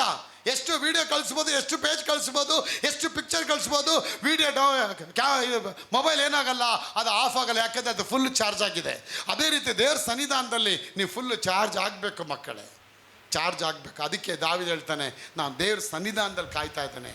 ದೇವ್ರ ಸನ್ನಿಧಾನದಲ್ಲಿ ಕಾದು ಕಾದು ಅವರ ಆಶೀರ್ವಾದವನ್ನು ನಾ ಪಡಿಬೇಕು. ಅದಕ್ಕೆ ಅವನು ಹೇಳ್ತಾನೆ, ಕೀರ್ತನೆ 119 ವಾಕ್ಯ 105 ಹೇಳ್ತಾನೆ, ಕರ್ತನೇ ನಿನ್ನ ವಾಕ್ಯಗಳು ನನ್ನ ಕಾಲಿಗೆ ದೀಪವು, ನನ್ನ ದಾರಿಗೆ ಬೆಳಕು. ಓದಿ ಮಾದನ್ನ ದೇವರಿಗೆ ಸ್ತೋತ್ರ. ನಿನ್ನ ವಾಕ್ಯವು ನನ್ನ ಕಾಲಿಗೆ ದೀಪವು, ನನ್ನ ದಾರಿಗೆ ಬೆಳಕೂ ಆಗಿದೆ. ನಿನ್ನ ನೀತಿ ವಿಧಿಗಳನ್ನು ಅನುಸರಿಸುವೆನೆಂದು ಪ್ರಮಾಣ ಮಾಡಿದ್ದೇನೆ, ಅದನ್ನು ನೆರವೇರಿಸುವೆನು. ನಾನು ಬಹಳವಾಗಿ ಕುಗ್ಗಿ ಹೋಗಿದ್ದೇನೆ. ಯೆಹೋವನೇ, ನಿನ್ನ ವಾಕ್ಯಾನುಸಾರವಾಗಿ ನನ್ನನ್ನು ಚೈತನ್ಯಗೊಳಿಸು. ಅವನು ಹೇಳ್ತಾನೆ, ನಿನ್ನ ವಾಕ್ಯವು ನನ್ನ ಕಾಲಿಗೆ ದೀಪವು, ದಾರಿಗೆ ಬೆಳಕಾಗಿದೆ. ಇವತ್ತು ಬೆಳಕಾಗಿದೆ. ಇವತ್ತು ನಾವು ಯಾವುದೋ ಹುಡುಗಿ ನೋಡಿದ್ರೆ ನೀನೇ ನನ್ನ ಜೀವನ ಬೆಳಕು ಅಂದ್ಬಿಡ್ತೀವಿ. ಒಳಗೆ ಹೋದ್ಮೇಲೆ ಗೊತ್ತಾಗತ್ತೆ ಅವಳು ಫ್ಯೂಸ್ ಹೋಗಿದೆ ಅಂತ ಹೇಳಿ. ಹುಡುಗನ ನೋಡಿ ಹೇಳ್ತಾಳೆ, ನೀನೇ ನನ್ನ ಚಿನ್ನ, ನೀನೇ ನನ್ನ ರನ್ನ ಅಂತ ಹೇಳ್ತಾರೆ. ಅವ್ನ ಮದುವೆ ಆದ್ಮೇಲೆ ಗೊತ್ತಾಗತ್ತೆ ಅವನು ಎಲ್ಲೋ ಒಂದು ಕಡೆ ಮಾರವಾಡಿಗಳಲ್ಲಿ ಕೆಲಸ ಮಾಡ್ತಿರ್ತಾನಂತ ಹೇಳಿ. 2 ಮೊಬೈಲ್ ಎತ್ಕೊಂಡ್ಬಂದವನೇ. ಆ ಹುಡುಗಿ ಹೇಳ್ತಾಳೆ ಪ್ರೈಸ್ ಸಿಕ್ತು ಅಂತೇಳಿ. ಎಲ್ಲಿ ಸಿಕ್ತು ಪ್ರೈಸು? ನಾವು ಓಡಿದ್ದಕ್ಕೆ ಪ್ರೈಸ್ ಸಿಕ್ತು. ಎಷ್ಟು ಜನ ಓಡಿದ್ರಿ ಅಂತ ಹೇಳ್ತಾರೆ, ಕೇಳಲ್ಲಂತೆ ಹುಡುಗಿ. ಅವ್ನು ಹೇಳ್ತಾನೆ, 3 ಜನ ಓಡಿದ್ವಿ. 3 ಜನನ ಯಾರ್ಯಾರು? ಒಂದು ಪೊಲೀಸು, ಇನ್ನೊಬ್ಬ ಗ್ರಾಹಕ, ಇನ್ನೊಂದು ನಾನು, ಇನ್ನೊಬ್ಬರು ಕತ್ಕೊಂಡು ಓಡೋಗಿದ್ದಾನೆ. ಇವನು ಪೊಲೀಸ್ ಇದ್ಗಳು ಅಡ್ಸ್ಕೊಂಡು ಬಂದವ್ರೆ. ಅದನ್ನು ಫಸ್ಟ್ ಪ್ರೈಸ್ ಸಿಕ್ಕೈತೆ. ಕಳ್ಳ ಇವನು. ನಿನ್ನ ವಾಕ್ಯ ನನ್ನ ಕಾಲಿಗೆ ದೀಪವಾಗಿದೆ. ವಾಕ್ಯನೇ ತಳ್ಳಿಬಿಟ್ರೆ ಹೆಂಗ್ರಿ ದೀಪ ಸಿಗತ್ತೆ ನಿಮಗೆ? ಒಂದು ದೀಪ ಹಚ್ಚಿದ ತಕ್ಷಣ ಇಡೀ ಮನೆಯೇ ಗೋಚರ ಆಗ್ಬಿಡತ್ತೆ. ನಿಮ್ಮ ಮಕ್ಕಳೇ ಕತ್ಲೆ ಇದ್ರೆ ಎಲ್ಲ ಕಡೆ ಕಾಣ್ಬಿಡತ್ತೆ. ಆ ದೇವ್ರ ವಾಕ್ಯ ನಿಮ್ಮೊಳಗೆ ಬಂದ್ಬಿಟ್ರೆ ಕೆಟ್ಟದ್ದು ಯಾವುದು, ಒಳ್ಳೇದು ಯಾವುದು, ಯಾವುದು ಮುಟ್ಟಬೇಕು, ಯಾವುದು ಮುಟ್ಟಬಾರ್ದು, ಯಾವುದು ಇನ್ವೆಸ್ಟ್ ಮಾಡಬೇಕು ಟೈಮು, ಯಾವುದಕ್ಕೆ ಇನ್ವೆಸ್ಟ್ ಮಾಡಬಾರ್ದು ಟೈಮು, ಇದೆಲ್ಲ ಬಂದು ಈ ವಾಕ್ಯ ನಿಮಗೆ ಬೋಧನೆ ಮಾಡುತ್ತೆ. ಅದಕ್ಕೆ ವಾಕ್ಯಕ್ಕೆ ಅವನು ಮನ್ನಣೆ ಮಾಡ್ಬಿಟ್ಟ. ಮೊದಲಾಗಿ ಹೇಳ್ತಾನೆ, ನಿನ್ನಕ್ಕೆ ಪಾಪ ಮಾಡದಂತೆ ನಿನ್ನ ವಾಕ್ಯವನ್ನೇನು ಮಾಡಿದ್ದೀನಿ, ನನ್ನ ಹೃದಯದಲ್ಲಿ ಬಚ್ಚಿಟ್ಟುಕೊಂಡಿದ್ದೀನಿ ಅಂತ ಹೇಳ್ತಾನೆ. ಕೀರ್ತನೆ 119:11. ಎರಡನೇದು 119:105 ಹೇಳ್ತಾನೆ, ನಿನ್ನ ವಾಕ್ಯವೇ ನನ್ನ ಕಾಲಿಗೆ ದೀಪವು, ನನ್ನ ದಾರಿಗೆ ಬೆಳಕಾಗಿದೆ ಅಂತ ಹೇಳ್ತಾನೆ. ಮೂರನೇದಾಗಿ 72ನೇ ವಾಕ್ಯ ಓದ ಮಾದಲ್ಲಿ 119 ವಾಕ್ಯ 72ರಲ್ಲಿ ಆತ ಹೇಳ್ತಾನೆ, ಸಾವಿರಾರು ಚಿನ್ನ ಬೆಳ್ಳಿ ಬಂಗಾರಗಳಿಗಿಂತ ನೀನು ಉಸಿರಿದ ಧರ್ಮಶಾಸ್ತ್ರವು ಸಾವಿರಾರು ಚಿನ್ನ ಬೆಳ್ಳಿಯ ನಾಣ್ಯಗಳಿಗಿಂತಲೂ ನನಗೆ ಅತಿ ಪ್ರಿಯವಾಗಿದೆ. ಇನ್ನೊಂದ್ಸತಿ ಓದಿ. ನೀನು ಉಸಿರಿದ ಧರ್ಮಶಾಸ್ತ್ರವು ಸಾವಿರಾರು ಚಿನ್ನ ಬೆಳ್ಳಿಯ ನಾಣ್ಯಗಿಂತಲೂ ನನಗೆ ಅತಿ ಪ್ರಿಯವಾಗಿದೆ. ನೀನು ಉಸಿರಿದ ಧರ್ಮಶಾಸ್ತ್ರ, ದೇವರ ಬಾಯಿಂದ ಬಂದ ವಾಕ್ಯ. ಅವನು ಹೇಳ್ತಾನೆ, ಸಾವಿರಾರು ಚಿನ್ನ ಬೆಳ್ಳಿ ಬಂಗಾರ ಅಂದ್ರೆ ಕೋಟಿ ಗಟ್ಟಲೆ ರೂಪಾಯಿಗಳಿಗೆ ಬೆಲೆ ಬಾಳತಕ್ಕಂಥ ಅಮೂಲ್ಯವಾದ ಮುತ್ತಾಗಿದೆ. ಇವತ್ತು ನಿಮ್ಮ ಕೈಯಲ್ಲಿರೋ ವಾಕ್ಯ ಹೇಳ್ತೀನಿ, ಇದು ನಿಮ್ಮ ಜೀವನವನ್ನೇ ವ್ಯಕ್ತಿ ಕೆತ್ತತ್ತೆ. ಈ ವಾಕ್ಯ ನಿಮ್ಮ ಜೀವನವನ್ನು ಅಭಿವೃದ್ಧಿ ಪಡಿಸುತ್ತೆ. ಈ ವಾಕ್ಯ ನಿಮ್ಮ ಜೀವನವನ್ನ ಕಸದಿಂದ ತೆಗೆದು ಪ್ರಭುಗಳೊಂದಿಗೆ ಕುಳ್ಳರಿಸುವಂತೆ ಮಾಡುತ್ತೆ. ಆಶೀರ್ವಾದ ಬರುತ್ತೆ ಅಂದ್ರೆ ಎದ್ದು ಬಂದು ಬೀಜ ಬಿತ್ತಕ್ಕೆ ಆರಂಭ ಮಾಡಿ, ದೇವರ ಈ ವಾಕ್ಯ ನನ್ನ ಜೀವನದಲ್ಲಿ ಅತಿ ಶ್ರೇಷ್ಠವಾದ ವಾಕ್ಯ, ಅತಿ ಶ್ರೇಷ್ಠವಾಗಿದೆ, ಅದ್ಭುತವಾಗಿದೆ, ಆಶೀರ್ವಾದವಾಗಿದೆ ಅಂತ ಹೇಳ್ಬೇಕಾದ್ರೆ ದೇವರು ನಿಮ್ಮ ಜೀವನದಲ್ಲಿ ಆಶೀರ್ವಾದ ಅಭಿವೃದ್ಧಿ ಆಗುತ್ತೆ. ಆಗತ್ತೆ. ಯಾಕಂದ್ರೆ ಅವರು ನಿಮ್ಮ ಕೊರತೆಗಳೆಲ್ಲ ಅವರು ಸಂಪೂರ್ಣವಾಗಿ ನೀಗಿಸಕ್ಕೆ ಶಕ್ತನಾಗಿದ್ದಾರೆ. ಸಾವಿರಾರು ಚಿನ್ನ ಬೆಳ್ಳಿ, ಹೇಳಿ, ಸಾವಿರಾರು ಸಾವಿರಾರು ಚಿನ್ನ ಬೆಳ್ಳಿ ಬಂಗಾರಗಳಿಗಿಂತಲೂ ಚಿನ್ನ ಬೆಳ್ಳಿ ಬಂಗಾರಕ್ಕಿಂತಲೂ ನಿನ್ನ ವಾಕ್ಯವು ನಿನ್ನ ವಾಕ್ಯವು ನನಗೆ ಶ್ರೇಷ್ಠವಾಗಿದೆ. ನನಗೆ ಅಮೂಲ್ಯವಾಗಿದೆ. ಎತ್ತಿಂತ್ಕೊಂಡು ಹೇಳಿ, ನೀನು ಸಾವಿರಾರು ಸಾವಿರಾರು ಚಿನ್ನ ಬೆಳ್ಳಿ ಬಂಗಾರಕ್ಕಿಂತಲೂ ಚಿನ್ನ ಬೆಳ್ಳಿ ಬಂಗಾರಕ್ಕಿಂತಲೂ ನಿನ್ನ ವಾಕ್ಯಗಳು ನಿನ್ನ ವಾಕ್ಯಗಳು ನನಗೆ ನನಗೆ ತುಂಬಾ ಚೀಪ್ ಆಗಿದೆ, ಅಮೂಲ್ಯವಾಗಿದೆ. ಅಮೂಲ್ಯವಾಗಿದೆ. ಅಯ್ಯೋ, ನೀವು ಚಿನ್ನ ಹಾಕೊಂಡಿದ್ದೀರಾ, ನೆಕ್ಲೆಸ್ ಆಯ್ತು, ಯಾವುದು ರಿಯಲ್ ಗೋಲ್ಡ್ ಡೂಪ್ಲಿಕೇಟ್? ನೀವು ರಿಯಲ್ ಗೋಲ್ಡ್ ಕಣ್ಣಿಂಗ್ ಬಿಡ್ತೀರಾ, ದೊಡ್ಡದಾಗಿ ಬಿಡ್ತೀರಾ. ಆ ಗೋಲ್ಡ್ಗಿಂತ ಕರ್ತನ ವಾಕ್ಯ ತುಂಬಾ ಶ್ರೇಷ್ಠ. Hallelujah, hallelujah, hallelujah. ಚಪ್ಪಾಳೆ ಬರಲಿ, ದೇವರಿಗೆ ಸ್ತೋತ್ರ ಬರಲಿ. ಆಮೆನ್. ಚಪ್ಪಾಳೆ ಬರಲಿ.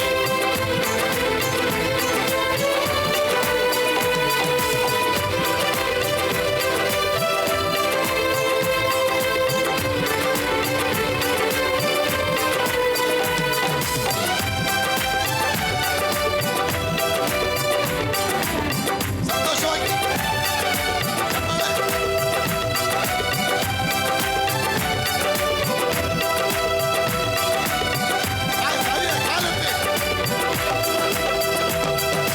ಎಬಿನೇಸರೇ, ಎಬಿನೇಸರೇ, ಇದುವರೆಗೂ ಸಹಾಯ ನೀನೇ. ಎಬಿನೇಸರೇ, ಎಬಿನೇಸರೇ, ಇದುವರೆಗೂ ಸಹಾಯ ನೀನೇ.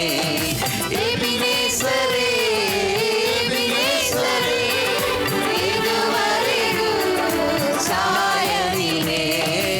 ಎಬಿನೇಸರೇ, ಎಬಿನೇಸರೇ, ಇದುವರೆಗೂ ಸಹಾಯ ನೀನೇ. ಇದುವರೆಗೂ ಸಹಾಯ ನೀನೇ. ಇದುವರೆಗೂ ಸಹಾಯ ನೀನೇ. ಇದುವರೆಗೂ ಸಹಾಯ ನೀನೇ. ಪೂರ್ಣ ಮನಸ್ಸಿಂದ ಆರಾಧಿಪೆ, ಪೂರ್ಣ ಮನಸ್ಸಿಂದ ಪ್ರೀತಿಸುವೆ, ಪೂರ್ಣ ಮನಸ್ಸಿಂದ ಆರಾಧಿಪೆ, ಪೂರ್ಣ ಮನಸ್ಸಿಂದ ಪ್ರೀತಿಸುವೆ. ಆರಾಧನೆ, ಆರಾಧನೆ, ಆರಾಧನೆ, ಆರಾಧನೆ, ಆರಾಧನೆ, ಆರಾಧನೆ, ಆರಾಧನೆ, ಆರಾಧನೆ. ಪ್ರೀತಿ ಮಾಡುವೆ, ಚಪ್ಪಾಳೆ. ಇನ್ನು ಹೆಚ್ಚಾಗಿ ಆರಾಧಿಪೆ, ಇನ್ನು ದಾರಿ ಪ್ರೀತಿ ಮಾಡುವೆ, ಇನ್ನು ಹೆಚ್ಚಾಗಿ ಆರಾಧಿಪೆ, ಇನ್ನು ದಾರಿ ಪೂರ್ಣ ಮನಸ್ಸಿಂದ ಆರಾಧಿಪೆ, ಪೂರ್ಣ ಬಲದಿಂದ ಪ್ರೀತಿಸುವೆ, ಪೂರ್ಣ ಮನಸ್ಸಿಂದ ಆರಾಧಿಪೆ, ಪೂರ್ಣ ಬಲದಿಂದ ಪ್ರೀತಿಸುವೆ. ಆರಾಧನೆ, ಆರಾಧನೆ, ಆರಾಧನೆ, ಆರಾಧನೆ, ಆರಾಧನೆ, ಆರಾಧನೆ, ಆರಾಧನೆ, ಆರಾಧನೆ. ಚಪ್ಪಾಳೆ. ದಯಮಾಡಿ ಕೂತ್ಕೊಳ್ಳಿ.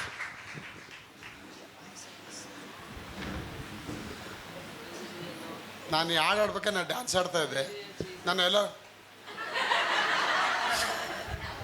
ಅದು ಯಾಕಾಗಿ ನೋಡ್ತಿರೋ ಗೊತ್ತಿಲ್ಲ.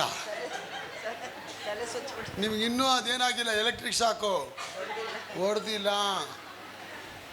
ಅದು ಹೊಡೆದ ಮೇಲೆ ನೀವು ಸ್ಟ್ರೈಟಾಗಿ ಕೂತ್ಕೊಳ್ತೀರಾ.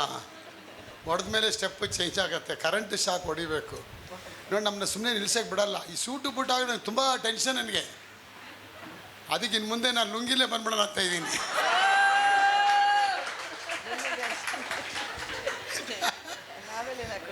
ಸೇನಪ್ಪ ಇದು ಬೈರಸ್ ಫಸ್ಟ್ ಕ್ಲಾಪ್ ಹೊಡಿತಾ ಇದ್ದಾರೆ. ಇದು ಸೇನಮ್ಮ ತಮಿಳ್ನಾಡು ಸಭೆ ಇದು.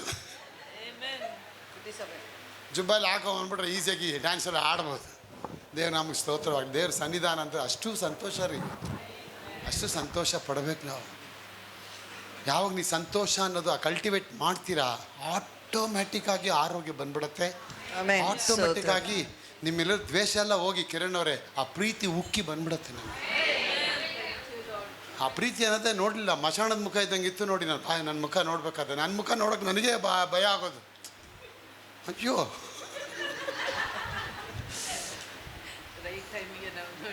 ಅಷ್ಟು ವಿಕಾರವಾಗಿದ್ದೆ ನೋಡಿ ನಾನು.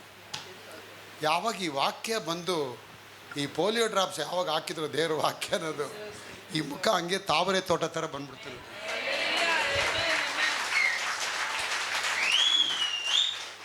ಕೆಲವು ಸಭೆಗಳು ನೋಡಿ ಮುಖಗಳು ಹೆಂಗೆ ನಗೋದೇ ಇಲ್ಲ ಅವ್ರು ನೋಡಿ. ಅವರು ನಗಂಗೆ ಇಲ್ಲ, ಹೆಂಗಸರಷ್ಟು ಅವ್ರ ಚೇಂಜ್ ಆಗಲ್ಲ ರೀ. ಅವರು 10 ವರ್ಷ ಅದನ್ನು ನೋಡಿ, ಪಾಪಮ್ಮ ಹಂಗೆ ಇರ್ತಾಳೆ, ಸಾರಮ್ಮ ಹಂಗೆ ಇರ್ತಾರೆ, ಚೇಂಜ್ ಆಗಲ್ಲ. ಅದಕ್ಕೆ ನಿಮ್ಮ ಮುಖಗಳು ಅಟ್ರಾಕ್ಷನ್ ಆಗಿರಬೇಕು.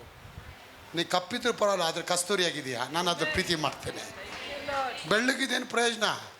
ಬೆಳ್ಳಗಿದ್ದು ಶೂರ್ಪನಿಕ್ಕಿ ಥರ ಇದ್ರೆ ಏನು ಪ್ರಯೋಜನ ಇಲ್ಲ. ನೀ ಕಪ್ಪಿದ್ರು ಸುಂದರವಾಗಿದೆಯಾ, ದೇವ್ರಿಗೆ ಸ್ತೋತ್ರವಾಗಿದೆ.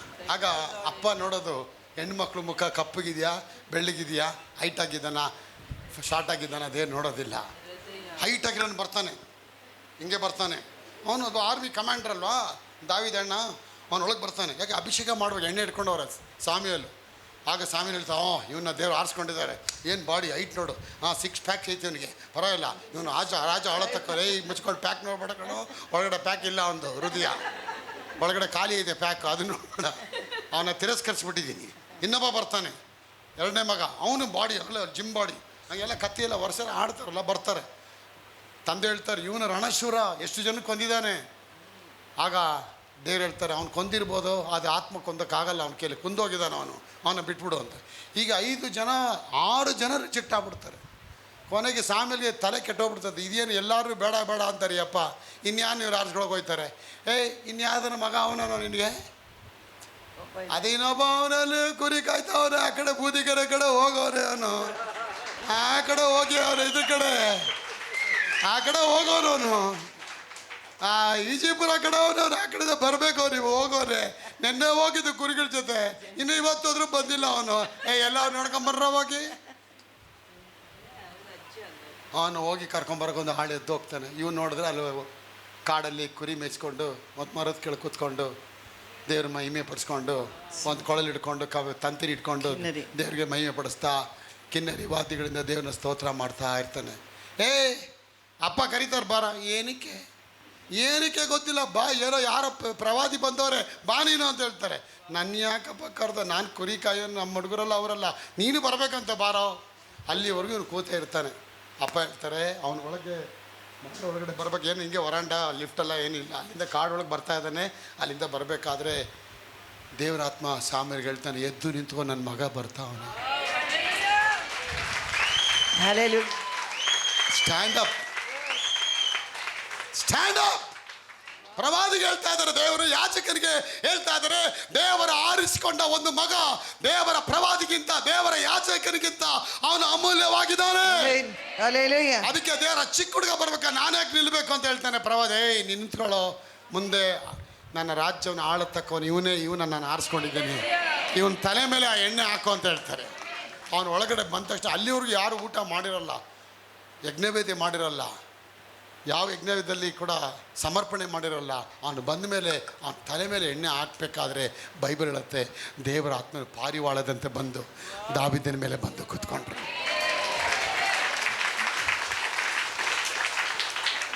ದೇವರ ಆತ್ಮ ಅವನ ಮೇಲೆ ಬಂದು ಕೂತ್ಕೊಳ್ತಾರೆ. ಅವತ್ತಿಂದ ಅವನು ವ್ಯತ್ಯಾಸ ಆಗ್ಬಿಟ್ಟ.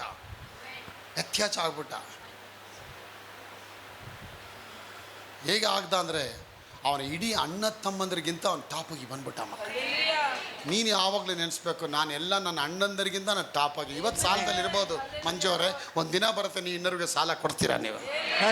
ಇವತ್ತು ನೀವು ಬಾಡಿಗೆ ಮನೇಲಿ ಇರ್ಬೋದು, ಇನ್ನೊಂದು ದಿನ ಬರುತ್ತೆ ನೀವು ಸ್ವಂತ ಮನೇಲಿ ಇತ್ಕೊಂಡು ಬಾಡಿಗೆಗೆ ಆ ಜನಗಳನ್ನ ಬಿಡ್ತೀರಾ ಬಾಡಿಗೆ ಮನೆಗೆ.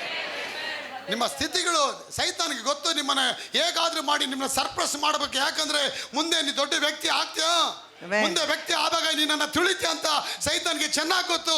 ಅದಕ್ಕೆ ಮೊದಲೇ ಏನು ಮಾಡ್ತಾನೆ, ಚಿಗುಟಿ ನಿನ್ನ ಲೈಫ್ ಕೆರಿಯರ್ನ, ನಿನ್ನ ವಿಷನ್ನ ಡಿಬೇಟ್ ಮಾಡಿ ನಿನ್ನ ಮನಸ್ಸನ್ನು ಅಲ್ಲೋಲ ಕಲ್ಲೋಲ ಮಾಡಿಬಿಡ್ತಾನೆ.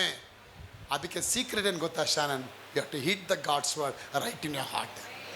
ನಂಬರ್ 2, ಕರ್ತನ ವಾಕ್ಯ ನಿಮ್ಮ ಕಾಲಿಗೆ ದೀಪವಾಗಿ ಹಿಡ್ಕೋಬೇಕು. Amen. So, ನಂಬರ್ 3, ಕರ್ತನ ವಾಕ್ಯ ಸಾವಿರಾರು ಚಿನ್ನ ಬೆಳ್ಳಿ ಬಂಗಾರಕ್ಕಿಂತ ನಾಣ್ಯಕ್ಕಿಂತಲೂ ಅಮೂಲ್ಯವಾಗಿದೆ. ನಿಮ್ಮ ಜಾಯ್ ಬಂದು ನಿಮ್ಮ ಮರ್ಸಿಡೀಸ್ ಕಾರ್, ನಿಮ್ಮ ಪಕ್ಕದಲ್ಲಿರೋ ಮರ್ಸಿಡೀಸ್ ಕಾರ್ ತಗೊಂಡ ಸಂತೋಷಕ್ಕಿಂತ ನಿನ್ನ ಸಂತೋಷ ದೊಡ್ಡದಾಗಿರಬೇಕು. Amen. Hallelujah.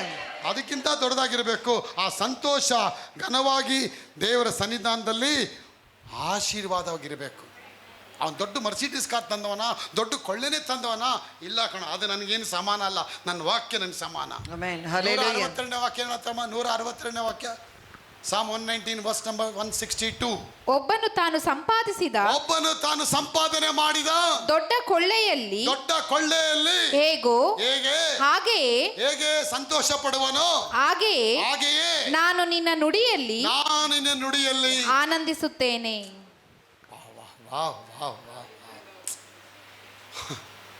Mercedes car, Audi car ಎಲ್ಲ ಬಂದಾಗ ಮನೆಯಲ್ಲಿ ಹೇಗೆ ಸಂಭ್ರಮ ಇರುತ್ತೆ, ಆ ಸಂಭ್ರಮಕ್ಕಿಂತ ದಾವಿದ ಹೇಳ್ತಾನೆ, ನನ್ನ ಹೃದಯದಲ್ಲಿ ನಿನ್ನ ನುಡಿ ಅದಕ್ಕಿಂತ ದೊಡ್ಡ ಸಂಭ್ರಮ. Amen. Hallelujah. ನೋಡಿದ್ರೆ ಅವಾಗ నేను ಹೇಳ್ತೀನಿ, ಆ ವಾಕ್ಯವನ್ನು ಎಲ್ಲಿವರೆಗೆ ತೊಗೊಂಡೋಗಿ ಮಾನ್ಯತೆಯಾಗಿ ಕೊಟ್ಟ, ಆ ವಾಕ್ಯನ ಎಷ್ಟರ ಮಟ್ಟಿಗೆ ಲಿಫ್ಟ್ ಮಾಡಿ ಅದು ಘನವಾಗಿ ಎತ್ತದ, ಅಷ್ಟೇ ಇವನ್ನ ಘನವಾಗಿ ದೇವ್ರ ಮೇಲೆ ಎತ್ತುತ್ತಾರೆ ಅದನ್ನು. ಅದಕ್ಕೆ ನಿಮ್ಮ ಕೈಲಿ ಕೊಡತಕ್ಕ ಯೇಸುವಿನ ನಾಮನ ನೀವು ಅದನ್ನು ಅದನ್ನು ಏನೋ ಒಂದು ಏಮಾರಿಸ್ಕೊಂಡು ಜೀವನ ಮಾಡಿಕೊಂಡು ಮಾಡಿಬಿಡ್ಬೇಡಿ. ಅದು ನಿಮ್ಮ ಕೈಲಿ ಕೊಡಲ್ಪಟ್ಟ ಬೆಲೆಯುಳ್ಳ ಮುತ್ತದು. Amen. So, ಆ ಬೆಲೆಯುಳ್ಳ ಮುತ್ತು ನಿಂಗೆ ಕೊಟ್ಟಿದ್ದಾರೆ. ಆ ಮುತ್ತು ನಿಂಗೆ ಸಿಕ್ಬಿಟ್ರೆ ನೀನು ಇಡೀ ಜಗತ್ತನ್ನೇ ಗೆದ್ದು ಬಿಡ್ಬೋದು. ಗೆದ್ದು ಬಿಡ್ಬೋದು. ಆ ಜಗತ್ತು ನಿನ್ನ ಕೈಲಿ ಬಂದ್ಬಿಡತ್ತೆ.